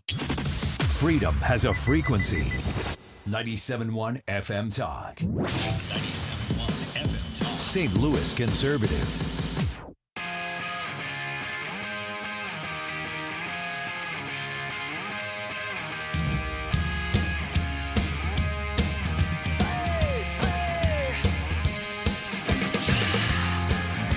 Welcome back to the Annie Fry Show. Excited to have Jeff Wilson here in studio with us, a United States Navy veteran and candidate for Illinois' 13th Congressional District. Happens to be the one I reside in. This district is currently held by Nikki Budzinski, who is a Democrat. So if Jeff Wilson were to pull off the primary win to get the nomination for the Republican Party and win in November, that would be a +1 for Republicans in the House of Representatives. Jeff, thank you for being here. It's good to have you. Oh, my pleasure, Annie. Thanks for being so welcoming. What a nice studio. What a nice place. Thank you so much. Yeah, it's not too bad. Yeah. Ryan keeps it up pretty well, I would say. I think it's maybe 30 degrees warmer here than it is in Champaign. Yeah, it's going to be, the cold weather is coming, and it's coming in fast. I was going to say it's coming in hot, but that's not accurate. It's not coming in hot. That's not that's not the way it is. Yeah, the hottest it's going to be is right now. Talk to me about why are you running for Congress? It's a blue district, probably a purple district. I think when Nikki Budzinski won it the first time, there were questions as to whether or not a Republican could maybe pull it off. Midterm year. Why are you running for Congress? Thank you so much. Well, number one, I love this country. and I love the principles of this country and the Constitution and all the different freedoms that we have that are granted to us by God, our Creator, like life, liberty, pursuit of happiness. And there's so many things that are attacking our country right now. It just seems like the foundations are being attacked. And I as a U.S. Navy veteran, an American citizen, don't want to see that happen. So I'm stepping forward in order for us to get our voice to Washington, D.C. And then Illinois.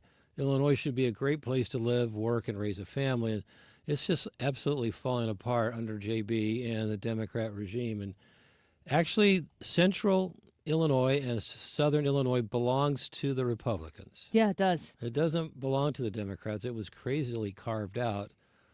Very By a kindergartner, sneakily by- according to Yes. the governor. He said they had a Yes. kindergartner draw that map. So if a kindergarten draws a map and the governor approves it, what does that tell you? But anyway, it really belongs to us. Trump won, 45% in this area? There's only 3 out of 17 congressional districts. We should have 7 or 8. Yeah. And this district belongs to us. It belongs to our voice. And it's my goal to take your voice, our conservative voice, to Washington, D.C. We're speaking with Jeff Wilson, who's running for the Republican nomination in the March 17th primary in the state of Illinois to represent the 13th congressional district in Congress. Now, we're referring there to the conversation that Stephen Colbert had with J.B. Pritzker on late night television when J.B. Pritzker was up in arms about what Texas was doing to redistrict. Colbert, of all people, is like, what about your districts? J.B. Pritzker thought it was a joke. It is a joke. It's just not a funny joke.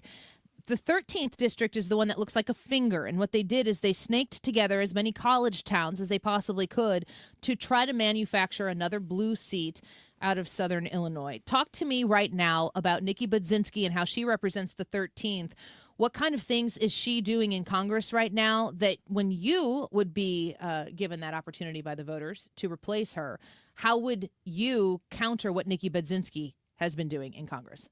Great question. How would I, or actually I should, right, counter what she's doing in Congress? She recently even said she's almost like the lone wolf standing up against Trump and all his agenda, like the big, beautiful bill she voted no for. She voted no for things that would benefit us here in Illinois. It seems like I don't think there's much daylight between her and J.B. Pritzker. And so she worked for him, didn't she? Pardon? Didn't she work for him? Yes, she was like a labor leader. She's part of his transition team, and all really she knows is union work and union advocacy, but not advocating for all the good citizens of Illinois, because the district, as you know, is probably 80% urban, 20% agriculture, and from university students to moms, dads, little businesses, small business throughout the whole district. And I would say she's not representing them very well. And her stalwart or strong stance against anything that Trump does for our benefit, that needs to stop. So, as you know, right, there's a small margin in Congress on the Republican side. And we need to do all we can to make sure that the Trump agenda is actually institutionalized. And you cannot do that without legislature. You can have an executive orders, but executive orders only last until the executive lasts. So that has to transition to actual law. Do you think you can win? Yes, ma'am. How are you going to win? Well, first of all, a lot of hard work. Yeah, that's where it starts, right? Right. It starts with hard work. Well, it starts with a dream, a vision, and goal, and a purpose. And it's a duty. It's a responsibility. So as a military veteran and living in the military on a nuclear submarine back in the days, it's responsibility, it's a duty, and a vision that, it's really all about America. And it's about our voice and your voice. And it is take hard work. And I just am thank God that I have a partner with me, my wife. She travels with me up and down the district, and we'll be back again next week in a couple areas. So it's hard work. Obviously, it's money, right? You can't win without money. Yeah. We need to have donations. And so that would really be beneficial, right? Because money doesn't go to me, Jeff Wilson. It goes to the campaign. It goes to advertising. It goes to all the different teams it takes to make this work and to get out the vote and register new voters and also work with the youth. Right now, we're blessed by having the president of Young Republicans, the University of Illinois. He's on our team. And then also the vice president of Turning Point at the university is also on our team. So it takes all generations, all different constituencies working together, and it's a team effort. It's not just only me. Yeah. Right? It's a team effort. So I would ask all you all to join us in this mission to take back this district. The website is Wilson, 1L, wilsonforcongress.com. If you want to learn more about Jeff Wilson, who is running to unseat Nikki Budzinski in the November election, but he'll have to win in the primary in March. So wilsonforcongress.com. You mentioned your beautiful wife, Becky, who's here in the studio with you, but you also have 8 children and 11 grandchildren. Imagine that. So when I read that, I have 4 kids myself. Everything is about the future by way of your children. Yes. That's when I think about politics, I'm pretty much always going, how does this affect my kids? Like, I can handle it. But what about my kids? Yeah. You're a whole generation ahead with 11 grandchildren. Yes. Where is Illinois headed? Where's the country headed? The country, frankly, is going in the right direction as long as Trump is in the lead. He's been a transformative president, especially over this first year. Today was year plus 1 day. Yeah. And his economic policies and keeping America safe and strong has really redounded to the benefit of us. The challenge really is for the future generations. And as you know, Annie, education is a key component. And the future of our generation really depends on their education. You go to anywhere here in Illinois, maybe you're lucky to have a 30% chance of being able to read and write when you graduate from high school. So that's a travesty. And I'm actually probably being generous with 30%. Depends on what city or town you're in. So I would say education is a key, and not the right education, not indoctrination, is what we need. We need people that know how to read and write and think on their own and not be told what to do or what to think. And then there's a workforce development, and then there's bringing jobs, and then there's affordability, and there's housing. But we also need more jobs and more energy here in Illinois. All those things, like a package, right, has to all fit together and bring it here to Illinois. And I would advocate for our citizens here in Illinois for that to be here. If you were in Congress right now, if you were part of this razor thin majority, I mean, if Jeff Wilson were there instead of Nikki Budzinski, you'd be making Speaker Mike Johnson's job a little bit, probably significantly easier, because every seat is going to matter in a significant capacity.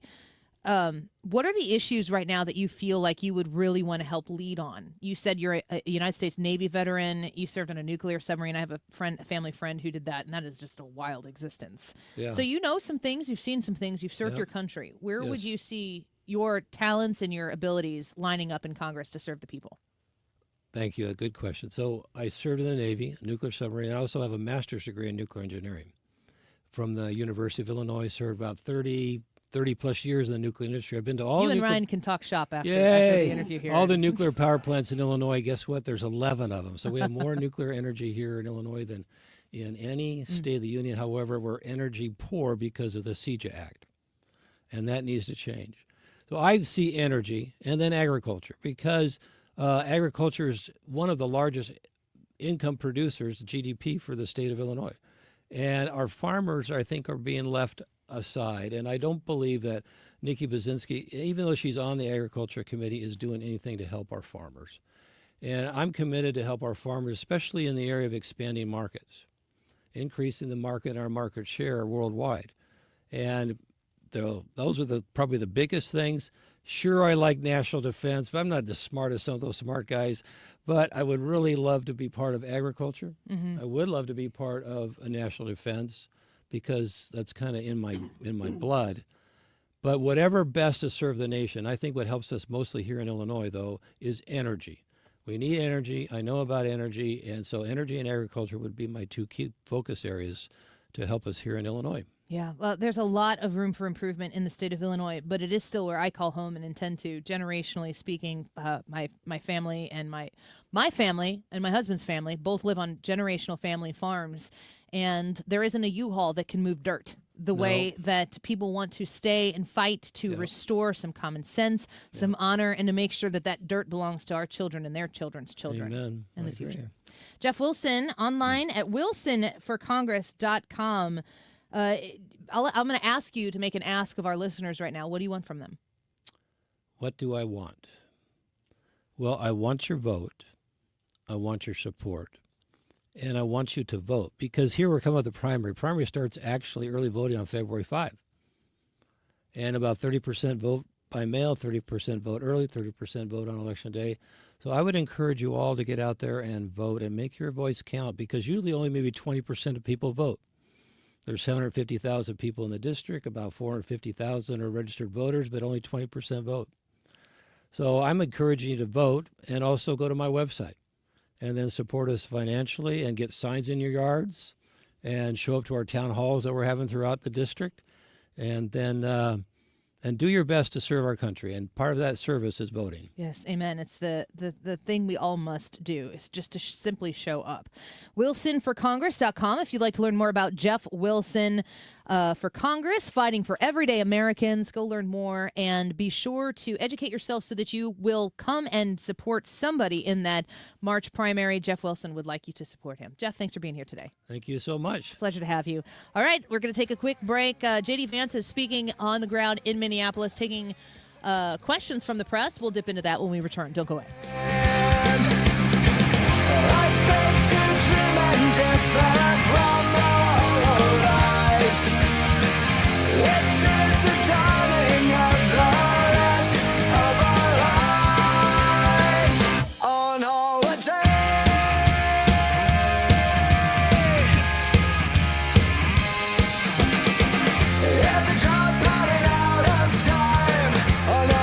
...2026 is an election year, and 97.1 FM Talk will be your home for every twist and turn in the 2026 midterms. 97.1 FM Talk. Keep it here for radio coverage that's 25 years strong.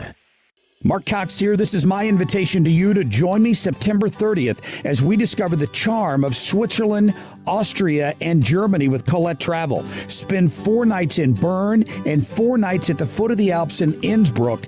There are cobblestone streets and postcard-worthy mountain landscapes of the amazing Alps everywhere. We'll explore the Swiss capital of Bern and Lucerne, the Swiss paradise on the lake. Plus, we'll travel the Austrian countryside to Salzburg with a visit to Mozart's birthplace and beautiful Mirabelle Gardens featured in The Sound of Music. Colette handles all the details, from flights to meals, hotels, and local experiences. Your only job is to have the time of your life. Don't miss joining me. Call Colette at 800-581-8942 or visit 971talk.com to learn more. The number again, 800-581-8942. Call today. According to MasterCard, nearly half of small businesses have been a victim of a cyber attack. As cybercrime escalates, ThrottleNet is calling on businesses to strengthen their security posture by taking a free online IT security audit right from your desk. This 3-minute online assessment provides an immediate score to see security gaps and vulnerabilities in your network. For 26 years, ThrottleNet has supported your business IT everything right here in St. Louis. In fact, no client of ThrottleNet has ever paid a ransom. So visit throttlenet.com/971 to take the free assessment today. Anytime I can offer you an opportunity to save some money on something necessary, I am going to just jump headfirst into that. And Todd Sivia and Sivia Law have afforded me that opportunity to make this offer to you. Now, Todd Sivia is excited to help you plan your estate, to help you establish a will, powers of attorney for your health decisions. You want to make sure that that is taken care of when you're not in the midst of having to make these decisions. How about powers of attorney for your financial obligations? Even making sure that dependents are taken care of. All of these things are questions that you need to answer, but the chances of you knowing all of the questions that you need to answer, slim to none. That's why you call a professional, Todd Sivia, and that's why he's given me the opportunity to provide you an opportunity to waive that $300 fee on that initial strategy session. You have to be one of the first 10 callers right now to phone this number that I'm about to give you and mention my name, Annie, and your initial strategy session is free. $300 saved, but you got to make sure you mention my name. You can schedule the appointment for down the road, but make sure you call right now and get on the schedule so you can save those $300. 833-995-WILL. Call 833-995-WILL and tell them Annie sent you. CiviaLaw.com. The YouTube live chat poll today is, how much snow will St. Louis get? Will there be none? I don't think a lot of people are going to guess that one, but you can. None. Up to 3 inches, up to 6 inches, or 6 or more inches, depending on what you're watching and who you're watching. There's a lot of different forecasts out there right now. We want to know what you think, and at 3 o'clock or right before 3 o'clock, we'll give you the results, and that's what it'll end up being. That's the power that you have. 152. This time check is sponsored. That's the power of love. That's the power of love. Thank you, Huey. It's 152. This time check is sponsored by Jerry Kelly Heating, Air Conditioning, Electrical, and Plumbing. It's time for a $98 furnace tune-up. You're listening to The Annie Fry Show on 97.1 FM Talk, St. Louis Conservative.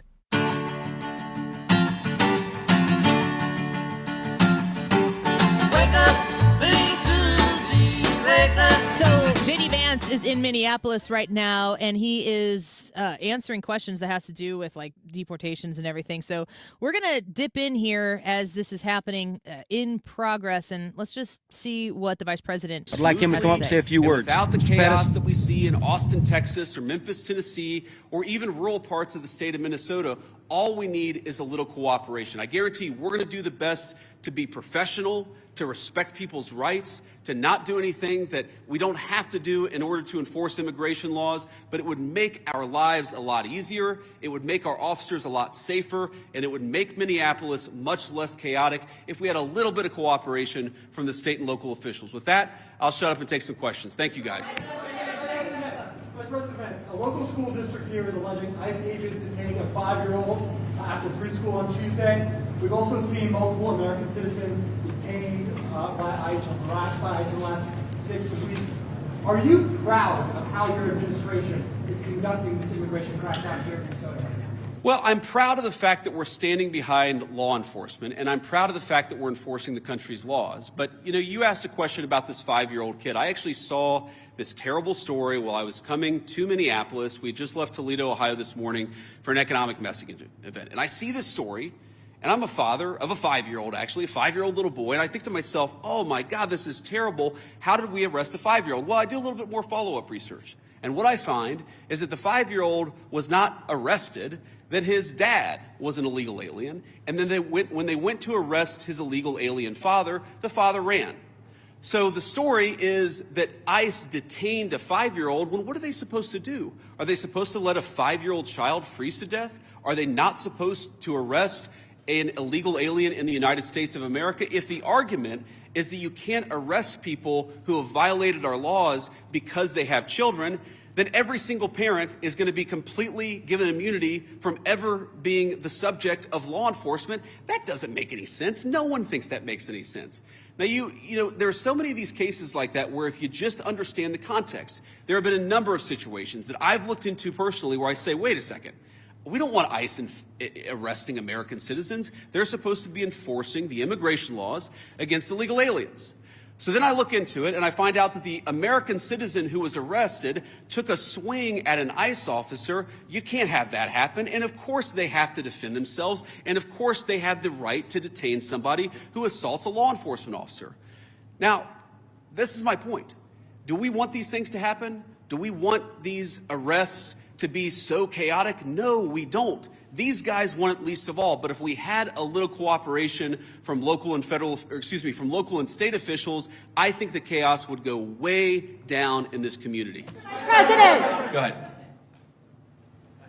After the Renee Good shooting, sir, the administration seemed to say... Yeah, well, you can go next. Oh, no, I'm sorry. I thought you pointed it out. No, that's fine. I'll take both. After the Renee Good shooting, sir, the administration seemed to... After the Renee Good shooting, the administration seemed to suggest that ICE officers enjoyed near complete immunity. But today you told the Washington Examiner that when appropriate, the administration might take disciplinary actions against ICE agents. So is that a change in opinion? And if so, why the change in tone? No, I didn't say, and I don't think any other official within the Trump administration said that officers who engaged in wrongdoing would enjoy immunity. That's absurd. What I did say is that when federal law enforcement officers violate the law, that is typically something that federal officials would look into. We don't want these guys to have kangaroo courts. We want them to actually have real due process, real investigation, because again, sometimes they're accused of wrongdoing, and it turns out when you learn the context, they didn't actually do anything wrong. But of course we're going to investigate these things. Of course we're investigating the Renee Good shooting, but we're investigating them in a way that respects people's rights and that ensures that if somebody did something wrong, yes, they're going to face disciplinary action, but we're not going to judge them in the court of public opinion. I've spoken at length on this particular case. I think that Renee Good's death is a tragedy. I also think that she rammed an ICE officer with her car. So the tragedy here is multi-layered. The tragedy is there was a misunderstanding. The tragedy is that Renee Good lost her life. The tragedy is that you have ICE officers who are going into communities where they're worried that if they call 911, no one's going to come to help them. That is what produces this terrible situation, and it's something state and local officials here in Minnesota could solve. Yes, sir. Could you give us a message towards March for Life tomorrow, especially regarding this cooperation and family values? It's a shame that kids have to get caught up in all this, and towards that, sir. Well, it is a shame that kids have to get caught up in this. I am speaking at March for Life tomorrow. I'm pro-life, and I'm very excited to speak there. I want to talk about local law enforcement, but I am. As a child, I saw people in my family get arrested. It's terrible. It's heartbreaking, it's chaotic, it's traumatic for the kids. I can recognize that, and I can recognize that we got to support these kids, while on the other hand saying that just because you're a parent doesn't mean that you get complete immunity from law enforcement. And I think we have to hold both of those thoughts in our head at the same time. We've got to be sympathetic to the kids who are caught up in some of these enforcement actions. We've also got to say we have to enforce the law without bias, with fairness, but we've got to enforce the law. Mr. Vice President! J.D. Vance is 100% the right person for this job. I think we're going to do more of this on the other side of the break. Do not go away. You're listening to the Annie Fry Show. We'll be right back. What am I going to tell our friends when they say, ooh la la, wake up little Susie. Home Shield Foundation Repairs with an S.com. Matt Hayes is waiting for your phone call, or just go check the website, and you can contact them there as well. 314-271-9900. 314-271-9900. Home Shield Foundation Repair is all things foundation, and they have decades of experience of solving the problem that you're staring at right now going, I wonder if this is really bad. It might not be really bad, but you need an expert to assess it, because if it is really bad can always get worse. And that means expensive. So reach out to Home Shield Foundation Repair, Matt Hayes, at 314-271-9900, and talk to him about what you're dealing with. You can explain over the phone, this is kind of what I'm thinking right now, this is what it might be. Please come out and give me a look and tell me what you can do to help me. And he's got a lot of different solutions for a lot of different issues, but he's also got the right solutions for you. He's a fair guy. He's a great guy, and you can call him at 314-271-9900, HomeshieldFoundationRepairs.com. KFTK FM Florissant from the Kaufman Townsley St. Louis's Injury Lawyers Studio. Call 314-777-7777. That's 314-777-7777. Vance is in Minneapolis. I'm Lisa Brady, Fox News, a city where anti-ICE protests continue after two recent shootings during confrontations over immigration enforcement operations. I wanted to meet with business leaders, with ICE officers, with local law enforcement to try to understand a little bit better what's going on so that we can tone down the temperature a little bit. Vance suggesting chaos is being driven by sanctuary policies. We can do a good job of enforcing our immigration laws without the chaos, but it actually requires the cooperation of state and local officials. He says with cooperation, not as many federal agents would be needed in the city. City and state officials have called the surge of agents an invasion and have sued Homeland Security. Vice President Vance also just calling the shooting death of Renee Good a tragedy, but also saying he believes she was ramming a federal officer with her car. Earlier, the U.S. Attorney General announcing 3 arrests over last weekend's anti-ICE protest during a church service in St. Paul. ICE operations also being criticized on Capitol Hill. Gestapo tactics by ICE and CBP are the obvious result of President Trump and the Republican Party that protect anyone who helps them turn our country into an authoritarian gangster state. Illinois Democratic Congressman Chuy Garcia at a House hearing where former special counsel Jack Smith is defending his prosecutions of then former President Trump. The J6 committee destroyed evidence. Let that sink in. Wyoming Congresswoman Harriet Hageman among the Republicans accusing Smith of being part of an effort to interfere with the 2024 election. President Trump, meantime, calling Jack Smith deranged, posting about that hearing as he heads back to Washington from the World Economic Forum, where earlier today he had an hour-long meeting with Ukraine's president before leaving Switzerland. America is listening to Fox News. Welcome to the most wonderful time of the year when millions of Americans open their credit card statements, scream in terror, and start looking for new ways to save money. If that's you, why not cut your wireless bill in half with a saver plan from Pure Talk? You'll get unlimited talk, text, and 3 gigs of high-speed data on a super fast 5G network for just $20 a month. Ho, ho, ho. Just dial pound 250, say micro, and Pure Talk's U.S. customer service team will help you switch in minutes. Again, talk, text, and data for just $20 a month. Welcome back to Winter Hack Radio, the place for clever hacks to survive the season. Icy driveway? Well, try spreading sand or birdseed to help with traction. Snowy puppy paws? Well, grab a whisk, brush it off, done. Catch COVID-19? Well, just get... Actually, there's no hack for COVID-19. But if you test positive, prescription medications for COVID exist. Ask your doctor if they're right for you. Visit PfizerForAll.com to learn more. Sponsored by Pfizer. Air Comfort Service, heating, cooling, and insulation, weather. Our weather is quiet and cold on this Thursday afternoon. Partly sunny skies, 37. Tonight, clouds take over, windy and very cold, 12. Friday, clouds, 14 degrees. Periods of snow developing Saturday morning, especially into the afternoon. I am anticipating an accumulating snow, but I still think the heaviest is going to be over southern Missouri and southern Illinois. This is 97.1 FM Talk. Chief Meteorologist Dave Murray. The Annie Fry Show is sponsored by Air Comfort Service Heating, Cooling, and Insulation. Air Comfort Service is hiring licensed journeymen. Don't have a journeyman license? Air Comfort Service will help you get it. Get guaranteed hours year-round and more. Apply online at aircomfortservice.com.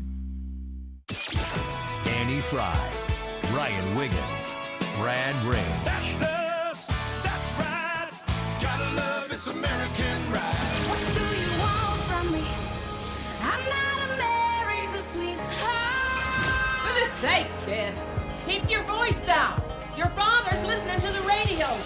I'm not America's sweetheart. This is the Annie Fry Show on 97.1 FM Talk. I just don't really know that I could do anything better on the air right now than listening to J.D. Vance answer press questions about law enforcement.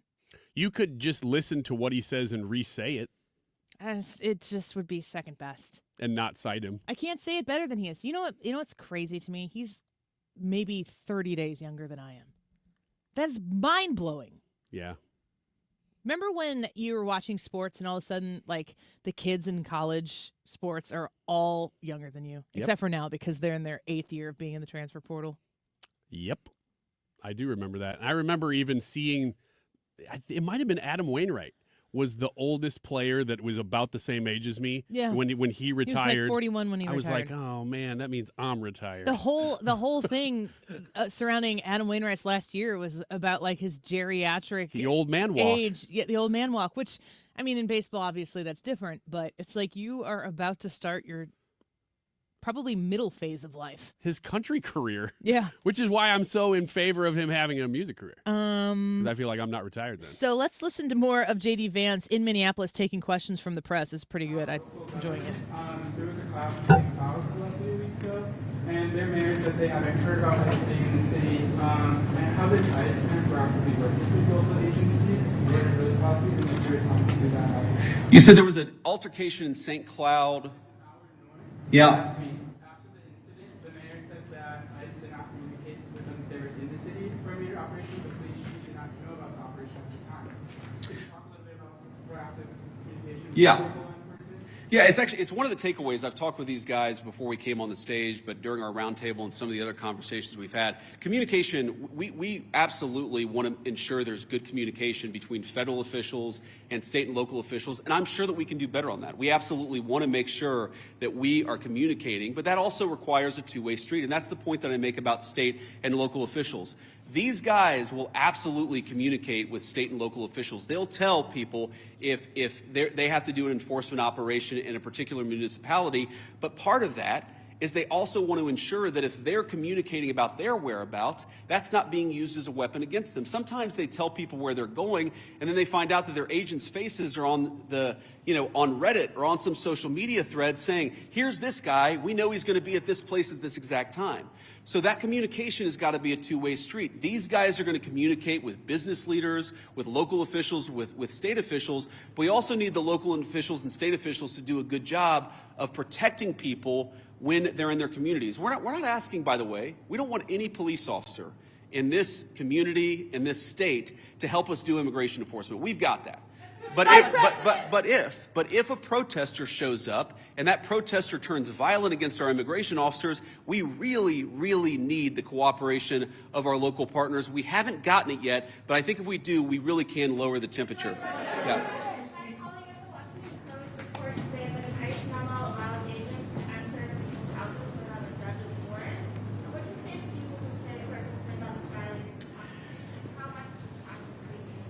Yeah, so I saw that story, and the story is like so much that I read in the mainstream media. It's missing a whole lot of context, and when you appreciate the context, it makes sense.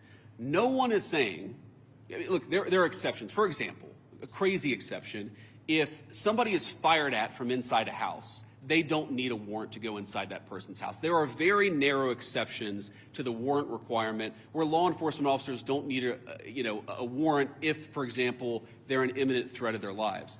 But what we've said and what ICE has proposed, what the Department of Homeland Security really has proposed in the Department of Justice, is that we can get administrative warrants to enforce administrative immigration law. Now, it's possible, I guess, that the courts will say no, and of course, if the courts say no, we would follow that law, but nobody is talking about doing immigration enforcement without a warrant. We're talking about different types of warrants that exist in our system. Typically what happens, not always, but typically in the immigration system, those are handled by administrative law judges. So we're talking about getting warrants from those administrative law judges, and then of course, with other cases, you get judges, or you get warrants from a judge. That's very consistent with the practice of American law. I'm sure the courts will weigh in on that, but we're never going to enter somebody's house without some kind of a warrant, unless, of course, somebody's firing on an officer or they have to do something in order to protect themselves. Go ahead. Do you believe that you can forcibly enter with an administrative warrant, or would that be a violation? Well, our understanding is that you can enforce the immigration laws of the country under an administrative order if you have an administrative warrant. That's what we think. That's our understanding of the law. That's our best faith attempt to understand the law. Again, this is something courts will weigh in on. I won't speak to that. But yes, most immigration law in our country is not done through the criminal system with the judge. It's done through the administrative law system. We're going to continue that practice just as they did in the Biden administration or any other administration. Was there anything that you heard or saw today that would cause you to tell the president to invoke the Insurrection Act? And then also, did you meet or talk to the ICE agent who's involved in the neighborhood incident? I did not talk to him today. I talked to some of his colleagues. Your question on the Insurrection Act is interesting. I've tried to understand this as well as I possibly could, and my understanding is that what the Insurrection Act, what invoking the Insurrection Act would allow the federal government to do is that it would allow the federal government to use the military for local law enforcement operations. Right now, we don't think that we need that. Now, the president could change his mind. Of course, things could get worse. But right now, we think that federal law enforcement officers can do the job of federal law enforcement. Now, what I do worry about, again, is if the chaos gets worse, if more and more ICE agents start getting assaulted, if other law enforcement officers start getting assaulted, that would be a real problem. But again, we have so much federal law enforcement resources here right now. We have so many people here that we do not want to have here. I do not want so many ICE officers in Minneapolis right now. I mean, good Lord, it's really, really freaking cold outside. But they're here not even to enforce immigration laws, but to protect the people from the rioters. That's an absurd state of affairs, and we wouldn't need it if we had a little bit more cooperation from the Minneapolis Police Department. Again, the Minneapolis Police Department, my understanding is that the actual beat cops on the ground, they would love to help out, but they're being told by somebody, I don't know if it's Mayor Frey, they're being told by somebody not to cooperate at all. What kind of a person tells their local police don't protect somebody if they're being assaulted by a rioter? It's crazy, and it's got to stop. Yes. Earlier this week, local law enforcement accused federal agents of racial profiling. Why are there so many U.S. citizens being caught up in this operation?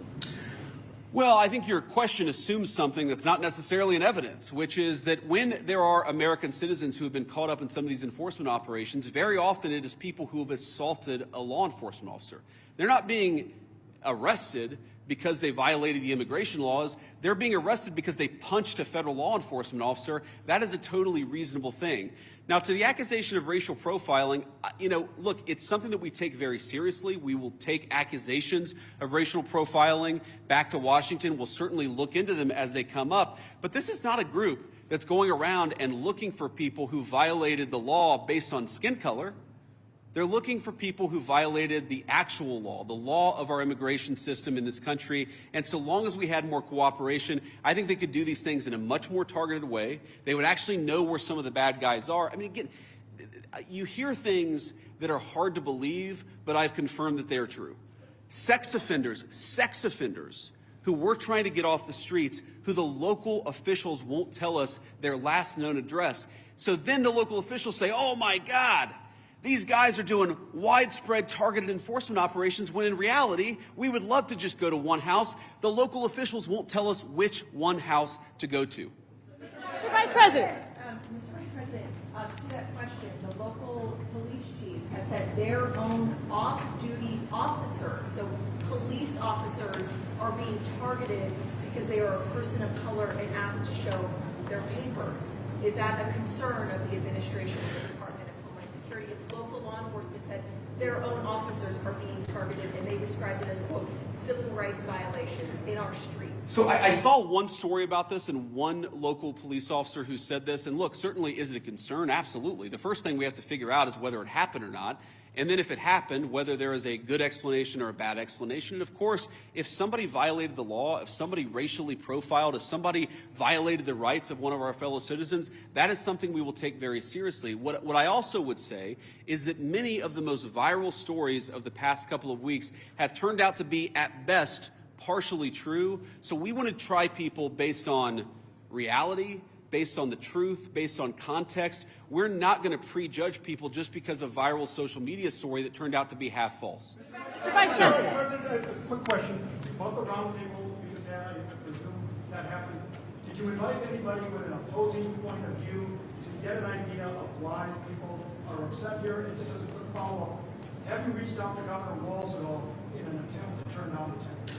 So I haven't talked to Governor Walz on this particular trip. A number of members of our administration, I believe our chief of staff, spoke to the governor and has been in constant contact with his staff over the past week. We've been in my office in constant contact with people here on the ground in Minneapolis. There were certainly people at our roundtable with opposing views, and look, I don't even know, whether it's public, but yes, we met with people with opposing views here at the roundtable. I wanted to get a perspective from everybody, but also, of course, offer my opinion that with a little bit more cooperation, we could lower the chaos. We're going to keep on doing that. If Governor Walz wants to call me, we'll absolutely continue talking. I will say that my sense of this situation, having talked to these guys for a long time, is this is primarily a law enforcement issue. This is the Attorney General.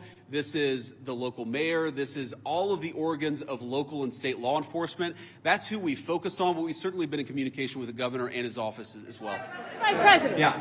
So local law enforcement obviously hasn't been really helping out with the agents who've been assaulted repeatedly. What's the plan if nothing changes there here locally and this operation has attracted thousands of agents? Are there any plans to go into any other cities from here? Well, right now we're focused on Minneapolis because that's where we have the highest concentration of people who have violated our immigration laws, and that's also, frankly, where we see the most assault of our law enforcement officers. I mean, our plan is very simple. If you assault a federal law enforcement officer, we're going to do everything that we can to put you in prison. It's very simple. And most of these protesters, as much as I may disagree with their politics, most of them have been peaceful, but a lot of them have not been peaceful. And if you go and storm a church, if you go and assault a federal law enforcement officer, we're going to try very hard. We're going to use every resource of the federal government to put you in prison. Respect people's rights.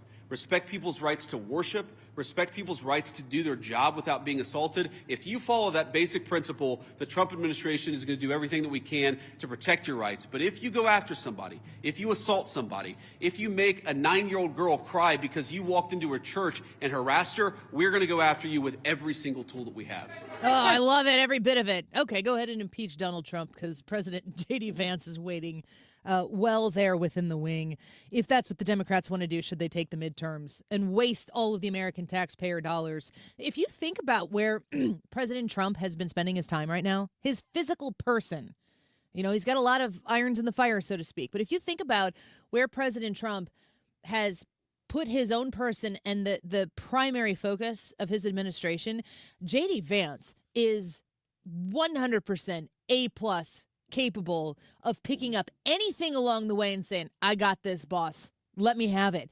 And I just have to think for a second. I was trying to do some research there while the vice president was talking at this press conference in Minneapolis, where he's taking questions and keeping the same mental focus, but also the same tone, the same energy throughout the course of that. He's incredibly disarming. He's a bit charming, I might add, as well. And he's not unequivocal about we're doing everything perfectly. He's like, as soon as I have the facts, if somebody has done something wrong, we're going to go after that person. Doesn't matter which side of the issue that they're on, that he's ready to take that on. But I can't help myself but think about the prior vice president who wanted to be the president of the United States, Kamala Harris.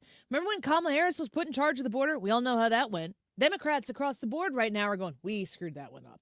The border and the allowing of these people to come into our country, it is, I would say, a majority opinion within the Democrat Party right now that they screwed that up.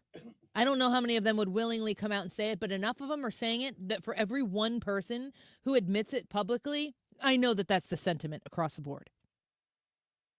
The vice president, wanting to be the president of the United States, and Kamala Harris, was given a handful of responsibilities. Think about a single thing that she did as vice president that made a difference.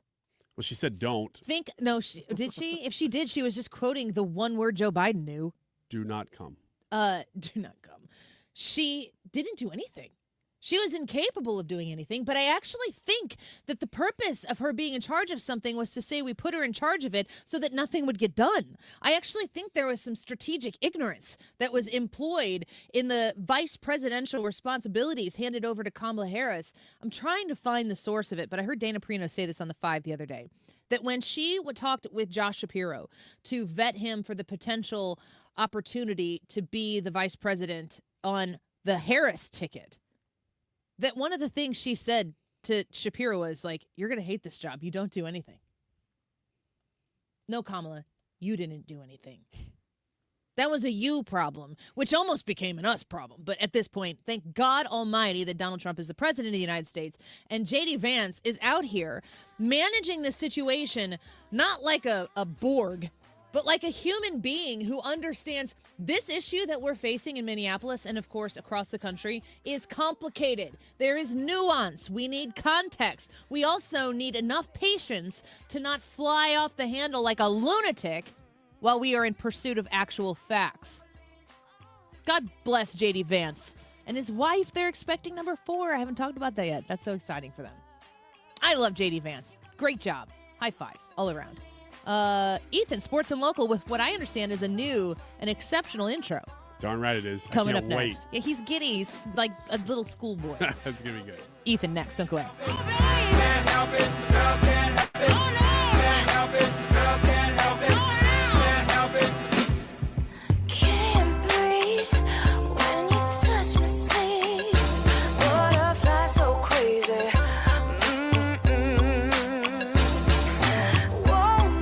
Well, we just heard from Stewie in the 1 o'clock hour, a lot of in-depth discussion with Stewie from Stuart's American Mortgage about the housing market. The president is making a lot of moves, talking about Wall Street shouldn't own all these houses, Main Street needs to own them, so on and so forth.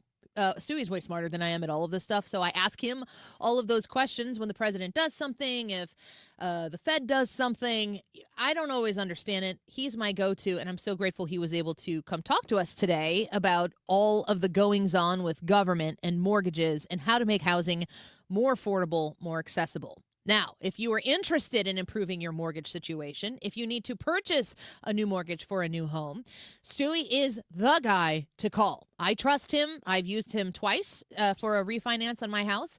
And a bagel loan is the way you get the mortgage and pay $0 in closing costs. It's not a trick. They're not hidden. He just takes care of the closing costs for you. He's a nice guy.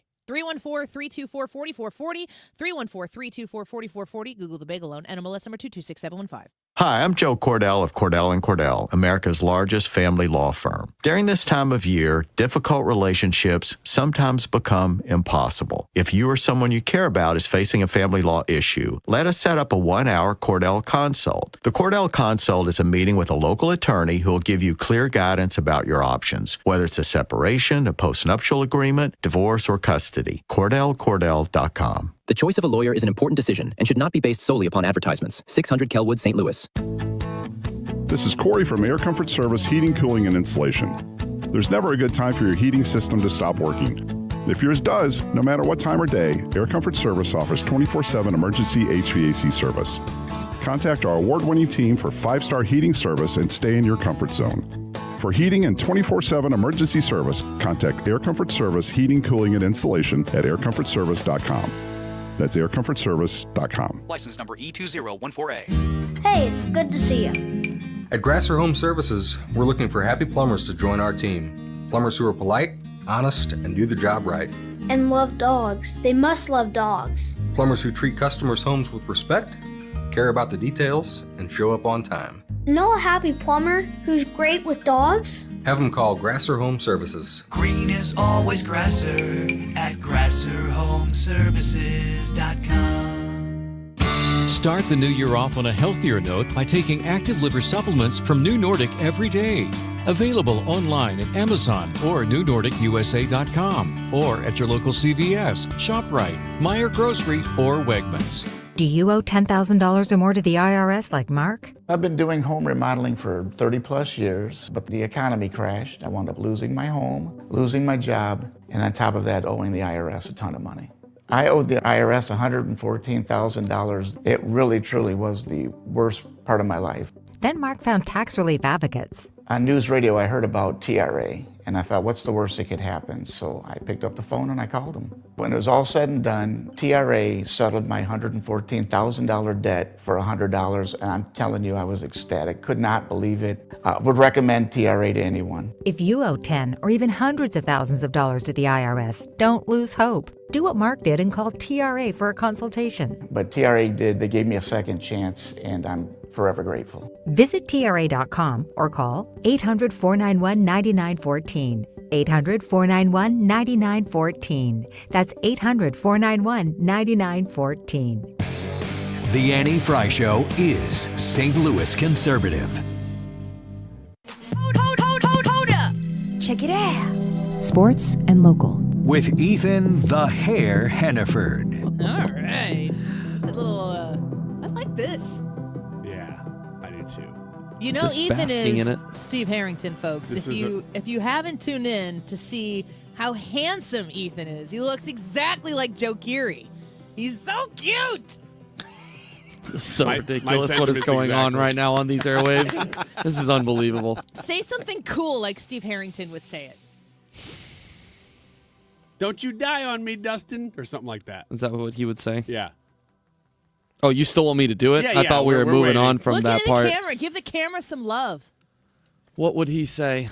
What was the ice cream place that he worked at in season 2? Scoops. Ahoy. Scoops Ahoy, that's right. Where he walks in That's and like he's as like, far "What's as up, ladies? What can I interest you all in today? We have some banana nutter butter. We have some chocolate mint chip." That was a pretty good scene. That was one of my favorite Steve scenes. Yeah, he's one of the better characters in Stranger Things. I'm one bottle of Moose away and a little bit of permission from Ethan into turning him into Steve Harrington just one day for fun. I mean, that'd be blast. You did start curling my hair randomly one day in here. Well, I asked. Did you? Yes. Or did you? And you were like, sure. And Did then you're you like, ask or did you ask? I don't know. You sound like a woman asking this question. Yeah, I don't know what that means. Exactly. Exactly. I know. Neither did I. I said, can I curl your hair? And you're like, yeah, sure. And then you're like, let me show you this picture of when my friends curled my hair in 1997. I think we remember this story a little bit differently. You pulled out your wallet. And It's a little bit blurry for me. The drop-down pictures were all of Joe Keery. Sorry, wrong one. Sports and local, what do you got for us? I have some groundbreaking news for you all. Monkeys? In recent coverage of the vervet monkeys on the run around St. Louis, the St. Louis Department of Health shared that a St. Louis police officer reported seeing at least one of the monkeys. This is really about the monkeys? So it's a real story. Yeah. So there really were monkeys, or at least a monkey. Mm-hmm. Yes. Here's the thing. That was a recent claim, and that was shared by Fox 2. Oh, man, it's going to get cold and snowy. Now, get this. Plot twist. The St. Louis Metropolitan Police Department is pushing back on that claim. What? Their own people? They're saying you may have misremembered it? Mitch McCoy, Director of Public Affairs and Information for the SLMPD, said the department has no record of an officer seeing a monkey in recent weeks, and the department is unsure where the health department got information about a police sighting. So these were off the record little notes they were given. That's what to the it health sounds department. Hey, like. I might be in knowledge of a little bit of a monkey situation. We have no evidence to believe Some might call that monkey business. that any SLMPD officer saw the monkey or any monkey, said McCoy. And I'm just questioning everything right now, guys. Me too. This has consumed all of my time, both at work and not at work. My wife is very upset with me because I've been neglecting my time with her just trying to figure out this whole monkey situation. Things are not good at home for me right now because of the monkeys. And you think Blame that the maybe monkeys. it was a complete waste of time? Because if I'm if starting the to monkeys wonder. were real, then your marriage should suffer, and it's for a reason. But Andy- if there's not real, Andy, you okay over there? No, I'm just keeping to myself. Got it. Just keeping the show. Ryan, Yeah, do you have I'm any listening. advice as to, how I should go about this as someone that has spent so much time trying to figure out what's going on with these monkeys? oh yeah, I got advice for you. Hmm.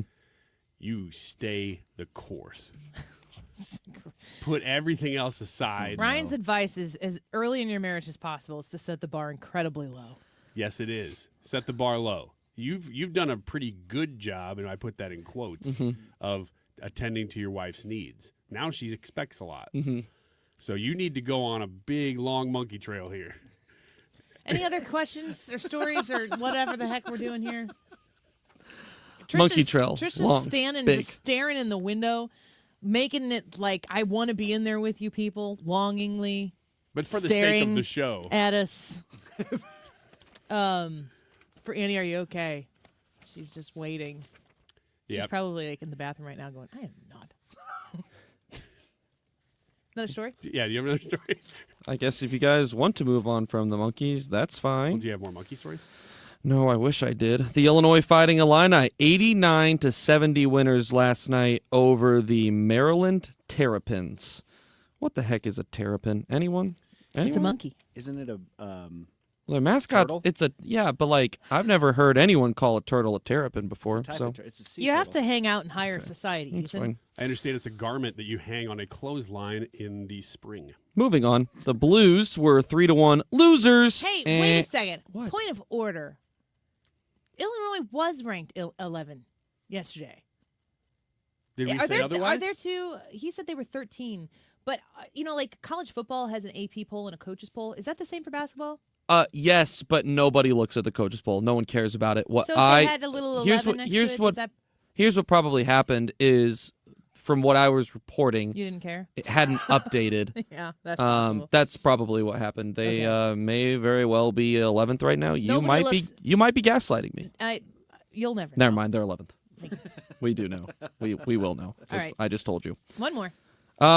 Blues 3-1 losers against the Winnipeg Jets on this was a couple of nights ago. They have a couple of days off, and then on Friday they play the Dallas they have 3 Stars. days off because that would be a streak. It is a streak, and Streak of days off. that's the only kind of streaking they're doing these days. Unlike Ryan, besides losing. Yeah. who has a court date. I'm waiting for the cold to come so people are really shocked by it. And people are unimpressed when they see it. Let's go to break. Trisha, you can come. I like that idea. Oh my god. Oh my gosh, look at that guy. Oh, That was my one of our gosh. better ones, guys. It's cold. Yeah. We'll be right back. Don't go away. I live back in the woods, you see. A woman and the kids and the dogs and me. The Retirement Advisory Group, Thomas Helbig, Bob Kershaw, Tammy Kershaw. This team is there to ensure that your retirement, that when you go into it, that you understand exactly what's happening next. You've got a plan, and it's one that you're super pumped about. 314-993-9494. 314-993-9494. The Retirement Advisory Group will sit down and have that initial conversation with you at no cost. And there's no obligation when it's done. You just listen to what they have to say and you go, oh my gosh, I'm so glad I made this phone call. You're going to schedule another meeting and be well on your way to a comfortable peace of mind retirement. How exciting for you. 314-993-9494. Let them build you a personalized, structured income plan that you can rely on, that you can have confidence in. 97.1 and Annie Fry Show listeners have been calling them and very happy to do so. Join them. 314-993-9494. You can learn more about the Retirement Advisory Group online at retirementkey.com. Extreme cold weather coming in through St. Louis this mid-January probably. If you're having issues with your furnace, give me a call. If you were told you need a new furnace, without a question, give me a call. You'll be happy you did. We're all the same when it comes to like buying a furnace and air conditioner, just like with pretty much anything else. If you're like me, I want a furnace that heats. And in the heat of summer, I want an air conditioner that works. Pretty much simple. So is a more high-efficient air conditioner or more high-efficient furnace give me more heat, more cooling? No, it doesn't at all. It gives you the exact same. So with that being said, you need to call me. Bart Inman, one easy number, Missouri and Illinois, 314-293-2600. Again, 314-293-2600, or you can do the online thing, and it's Bart Inman, Bart with a B, Inman with an I.com. God bless. Hey guys, are you dealing with low energy weight gain or issues in the bedroom?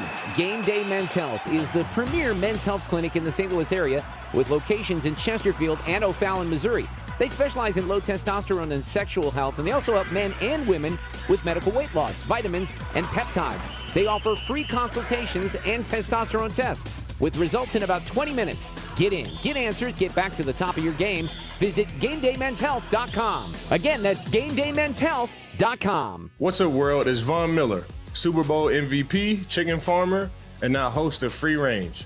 This is a show where I go off the field and off the script. We're talking what's hot in music, film, trending news, and everything blowing up your feed. If you love football, you'll feel at home. But if you're here for the vibes, the internet deep dives, the conversation, this is your podcast. Join me every Wednesday. Follow and listen to Free Range with me, Von Miller, everywhere you get your podcast. Paid for by Christian Care Ministry. Maybe this is you too. There's enormous frustration right now with healthcare costs. It is amazing. Healthcare costs for families in the last 20 years have almost tripled, and it just keeps getting worse. All this to say, this is why MediShare is so in demand right now. People are looking for alternatives, and MediShare is proven. You can save thousands of dollars a year and actually like it more. Over 1 million Americans are now part of healthcare sharing, and MediShare is the gold standard. It's trusted, it works. It's been helping people save money and have peace of mind now for 30 plus years. It's not some big impersonal thing either. It's a community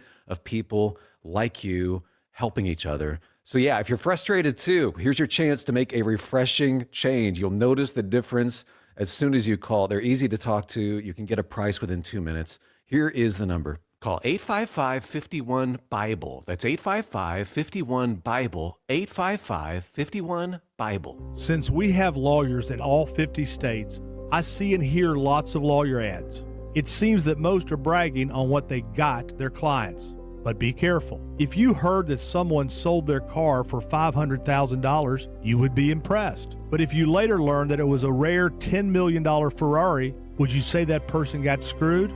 And that's before you even know if it's true. Who is fact-checking? And how much went to medical bills and lawyers' fees? If you want to get an idea what your case may be really worth, visit forthepeople.com and go to Settlements and Verdicts. You will see what a law firm like ours is capable of. And fact-check for yourself. All that glitters is not gold. We became America's largest injury firm for a reason. We won big, a lot. At Morgan & Morgan, we represent consumers. Morgan & Morgan, forthepeople.com. Injured? Dial Pound Law or visit forthepeople.com for an office near you. How much snow will St. Louis get? That's what we're all asking. Will it be none, up to 3 inches, up to 6 inches, or 6+? That's the YouTube live chat poll today, and we will give the results of this poll in just a few minutes, probably about 20 minutes. So vote while you can. 2:36. This time check is sponsored by Jerry Kelly Heating, Air Conditioning, Electrical, and Plumbing. It's time for a $98 furnace tune-up. From Festus to Freeburg, 97.1 FM Talk, St. Louis Conservative. And now it's time to play Is Annie Okay With This?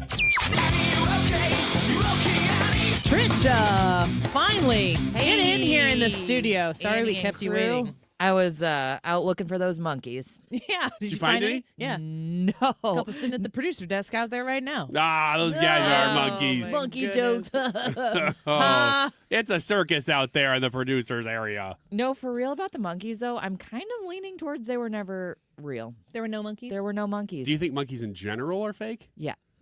Me too. I thought sloths were not real. I thought they were. You thought they were extinct? Yes. They're not.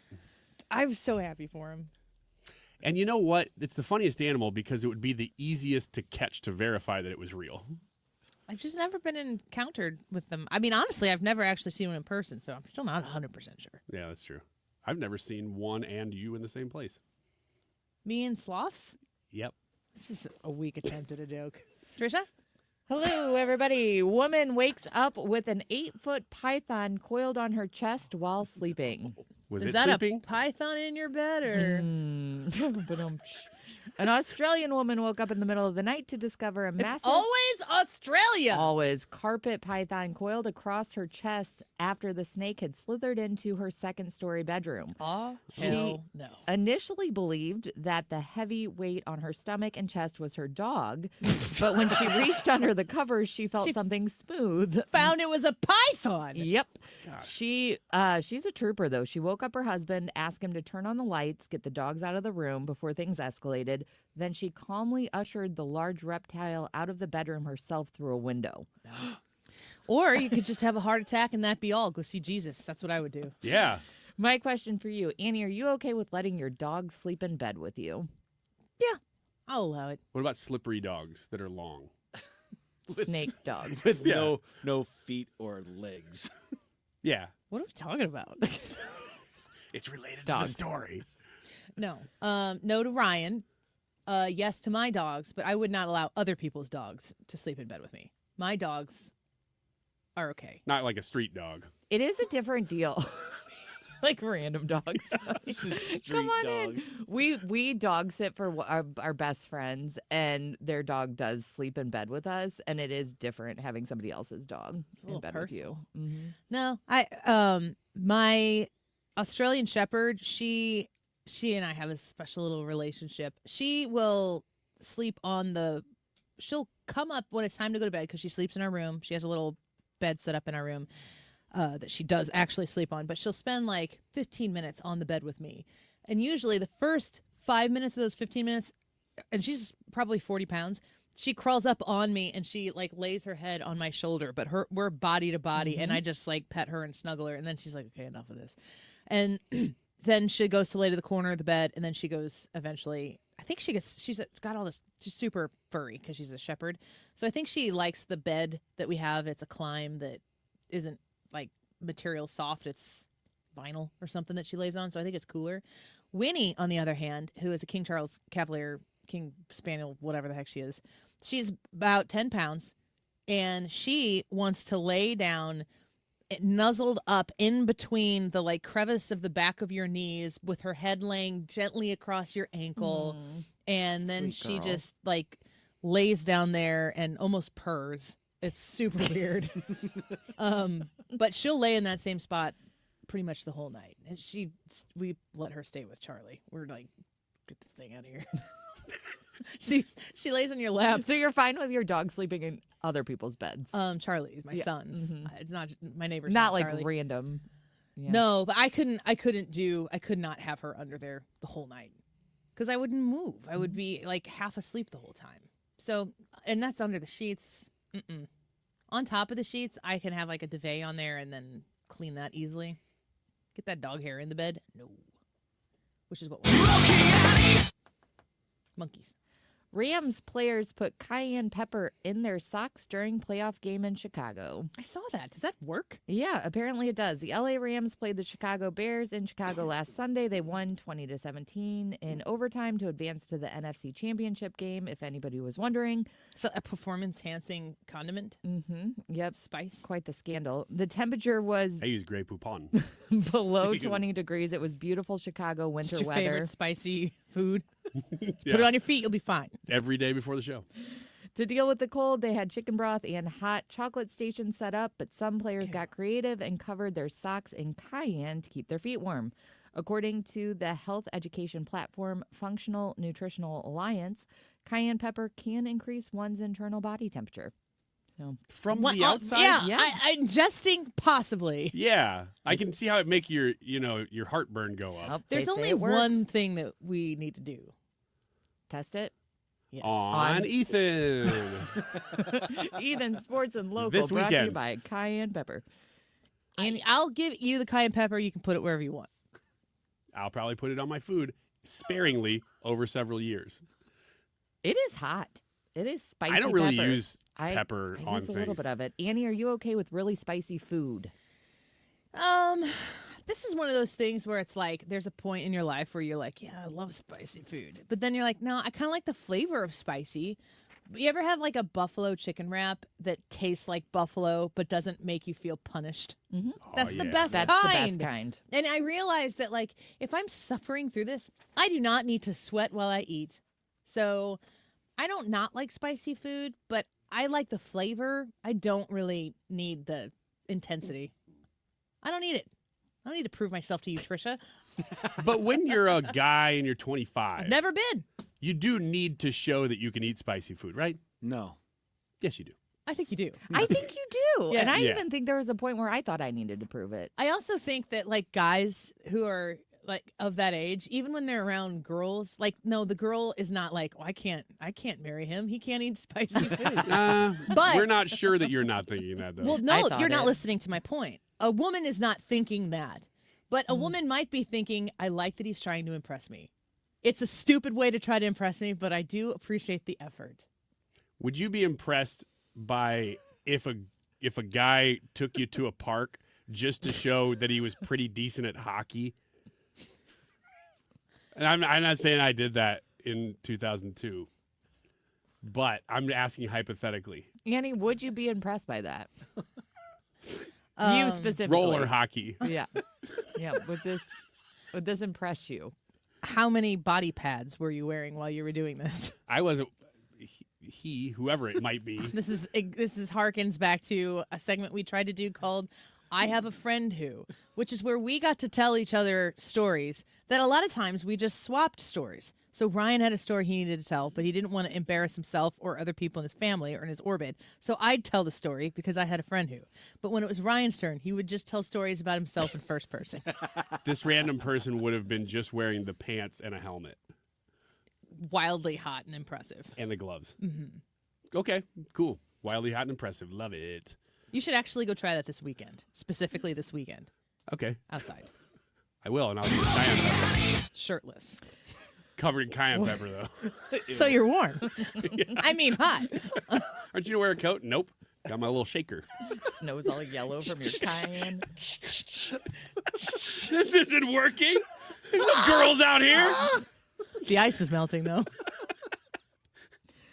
Woman goes viral for Dr. Pepper jingle, and the soda company uses it in a commercial. Brad sent this over. A TikToker, Romeo, shared a video back in December singing a jingle she came up with for Dr. Pepper, garnering over 42 million views in just under a month. That's all? Yep, just 42 million. Okay, I'm playing it. I have a theme song for Dr. Pepper, and it goes like this. Dr. Pepper, baby, is good and nice. Doo-doo-doo. That's it. That's awesome. The soda company shared the jingle in a new commercial that aired during the 2026 College Football Playoff National Championship. Annie, are you okay with jingles? You know, I work really hard. 42 million views in hold just on under a second. month. I spend all my waking hours preparing things to do and say on this damn show. It's good and nice. This infernal show. Do it right Catchy, now. though. That jingle, Ryan, for our show, and I want 42 views. Forget about the million. Make it go viral. Go for the show. Dr. Pepper, baby. No, for the show. Oh. The Annie Fry show is good and pretty good. Pretty nice. That ought to do it. Annie Fry Show went viral for a jingle created I don't January even care. 22nd. I don't care if you watch that and you think it's the dumbest thing you've ever seen, but I want you to watch it, and I want you to share it, and I want you to comment your hate over and over and over again. So YouTube goes, good job, Annie, and then the world finds out who at least you are, Ryan Wiggins. Yep. Good Yep. and nice. How do you feel about jingles? I like a good jingle. Yeah, me too. I thought that one was pretty good. The one we did. I like a good jingle. Isn't it interesting to think about jingles that you can remember from being on your parents' and grandparents' kitchen radios? Dude, grass or electric? Yeah, we one day, probably after we're fired, we'll do a show after the show ends about all of the songs and ways that we add on to the commercials that air on this station. Oh, that's just what we all do that. If anybody goes, well, you have to say, I was. Although leaf filter's not running anymore. It sticks in your head. That's how it's good.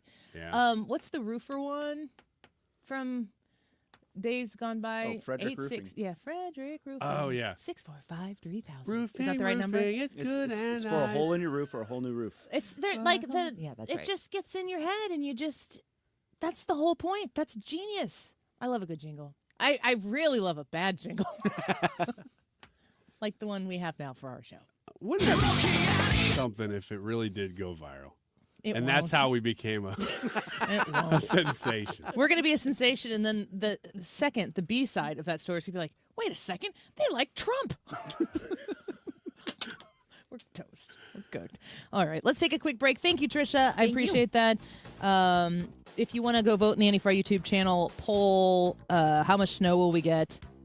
We here are like, what are we going to do about the snowstorm coming in? Because nobody knows the significance of what is about to happen. The significance of the passage of time is getting us, so we don't know what to do. Leave us your comments, 314-241-9797. Text us your snow tips. Maybe things that you think Ryan should know about the impending snowstorm. 314-241-9797. We'll be right back.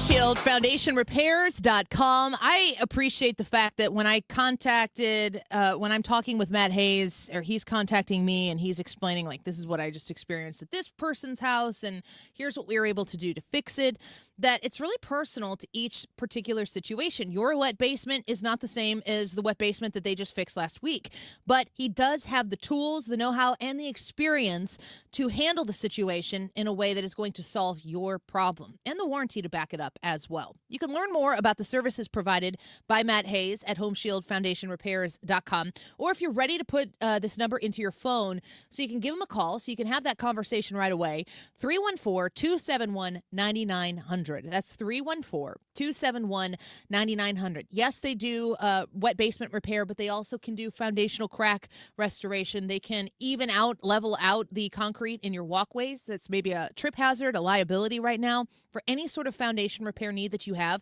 look up Home Shield Foundation Repair online at HomeshieldFoundationRepairs.com. Are you a local nonprofit making a difference? Want help spreading the word?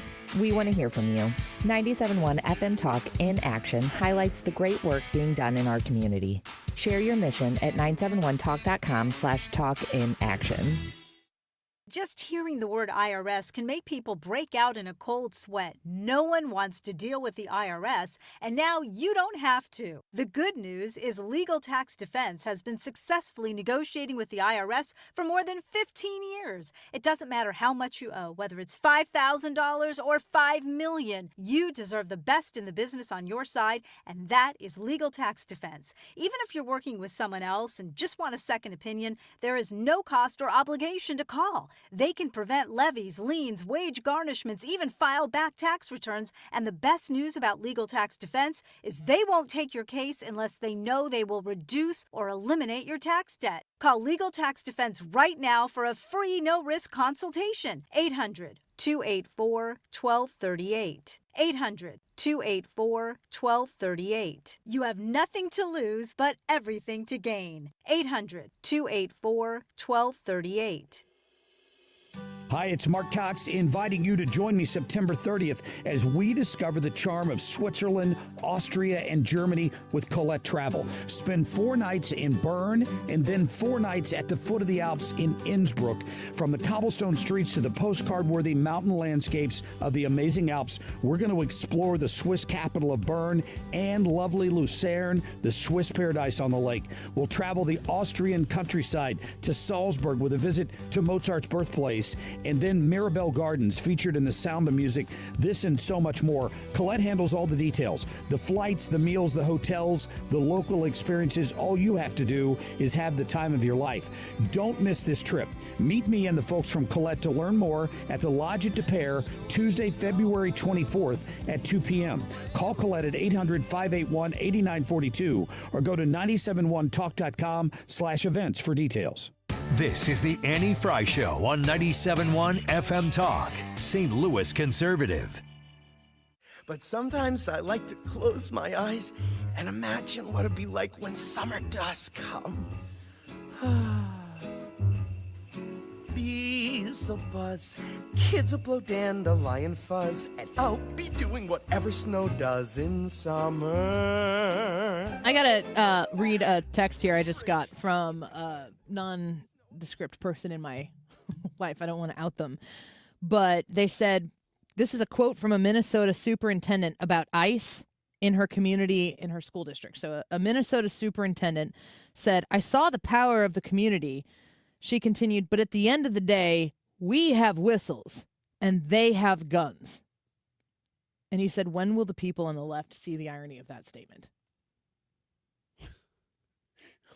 Well said. Yeah. Friend, family. It's very important to understand that in the Second Amendment role here, that you do, as a leftist, realized that you are significantly strong-armed by the government that you disagree with, and you feel as though that somehow or another you're at an unfair disadvantage to that. Now, am I advocating for all these people to replace their whistles with guns? I mean, if you're talking about a government system that is trying to take over the land and, declare martial law and rid yourself of the law in order that the elected people in your democratic republic governed by the Constitution has said, which, by the way, does include the Second Amendment for all states, even those in Hawaii. Go back and listen to Hans von Spakovsky's podcast today. That there is an imbalance there, and the fact that we have a Second Amendment ensures that our government will always be by the people and for the people. The YouTube live chat poll for today: how much snow will St. Louis get? None. Up to 3 inches, up to 6 inches, or 6+ inches. What do you think, Brian? I'm going to say up to 6. So I don't think it'll go over 6.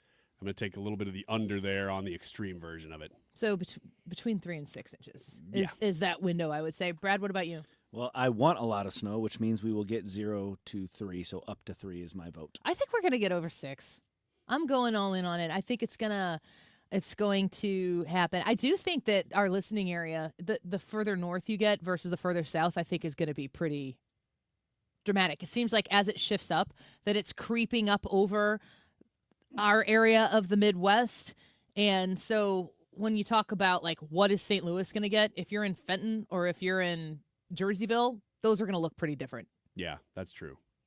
It just seems like anytime everybody's ready for one, it kind of is like, it didn't quite live up to its hype. Yeah, commenter in the YouTube live chat said that Walmart is a madhouse today. Do you have a real quick comment you want to read from somebody on snow tips? Do the tarp trick, lay down a tarp on the stairs, and then pull it off once the snow comes down. That's you don't have to salt your stairs.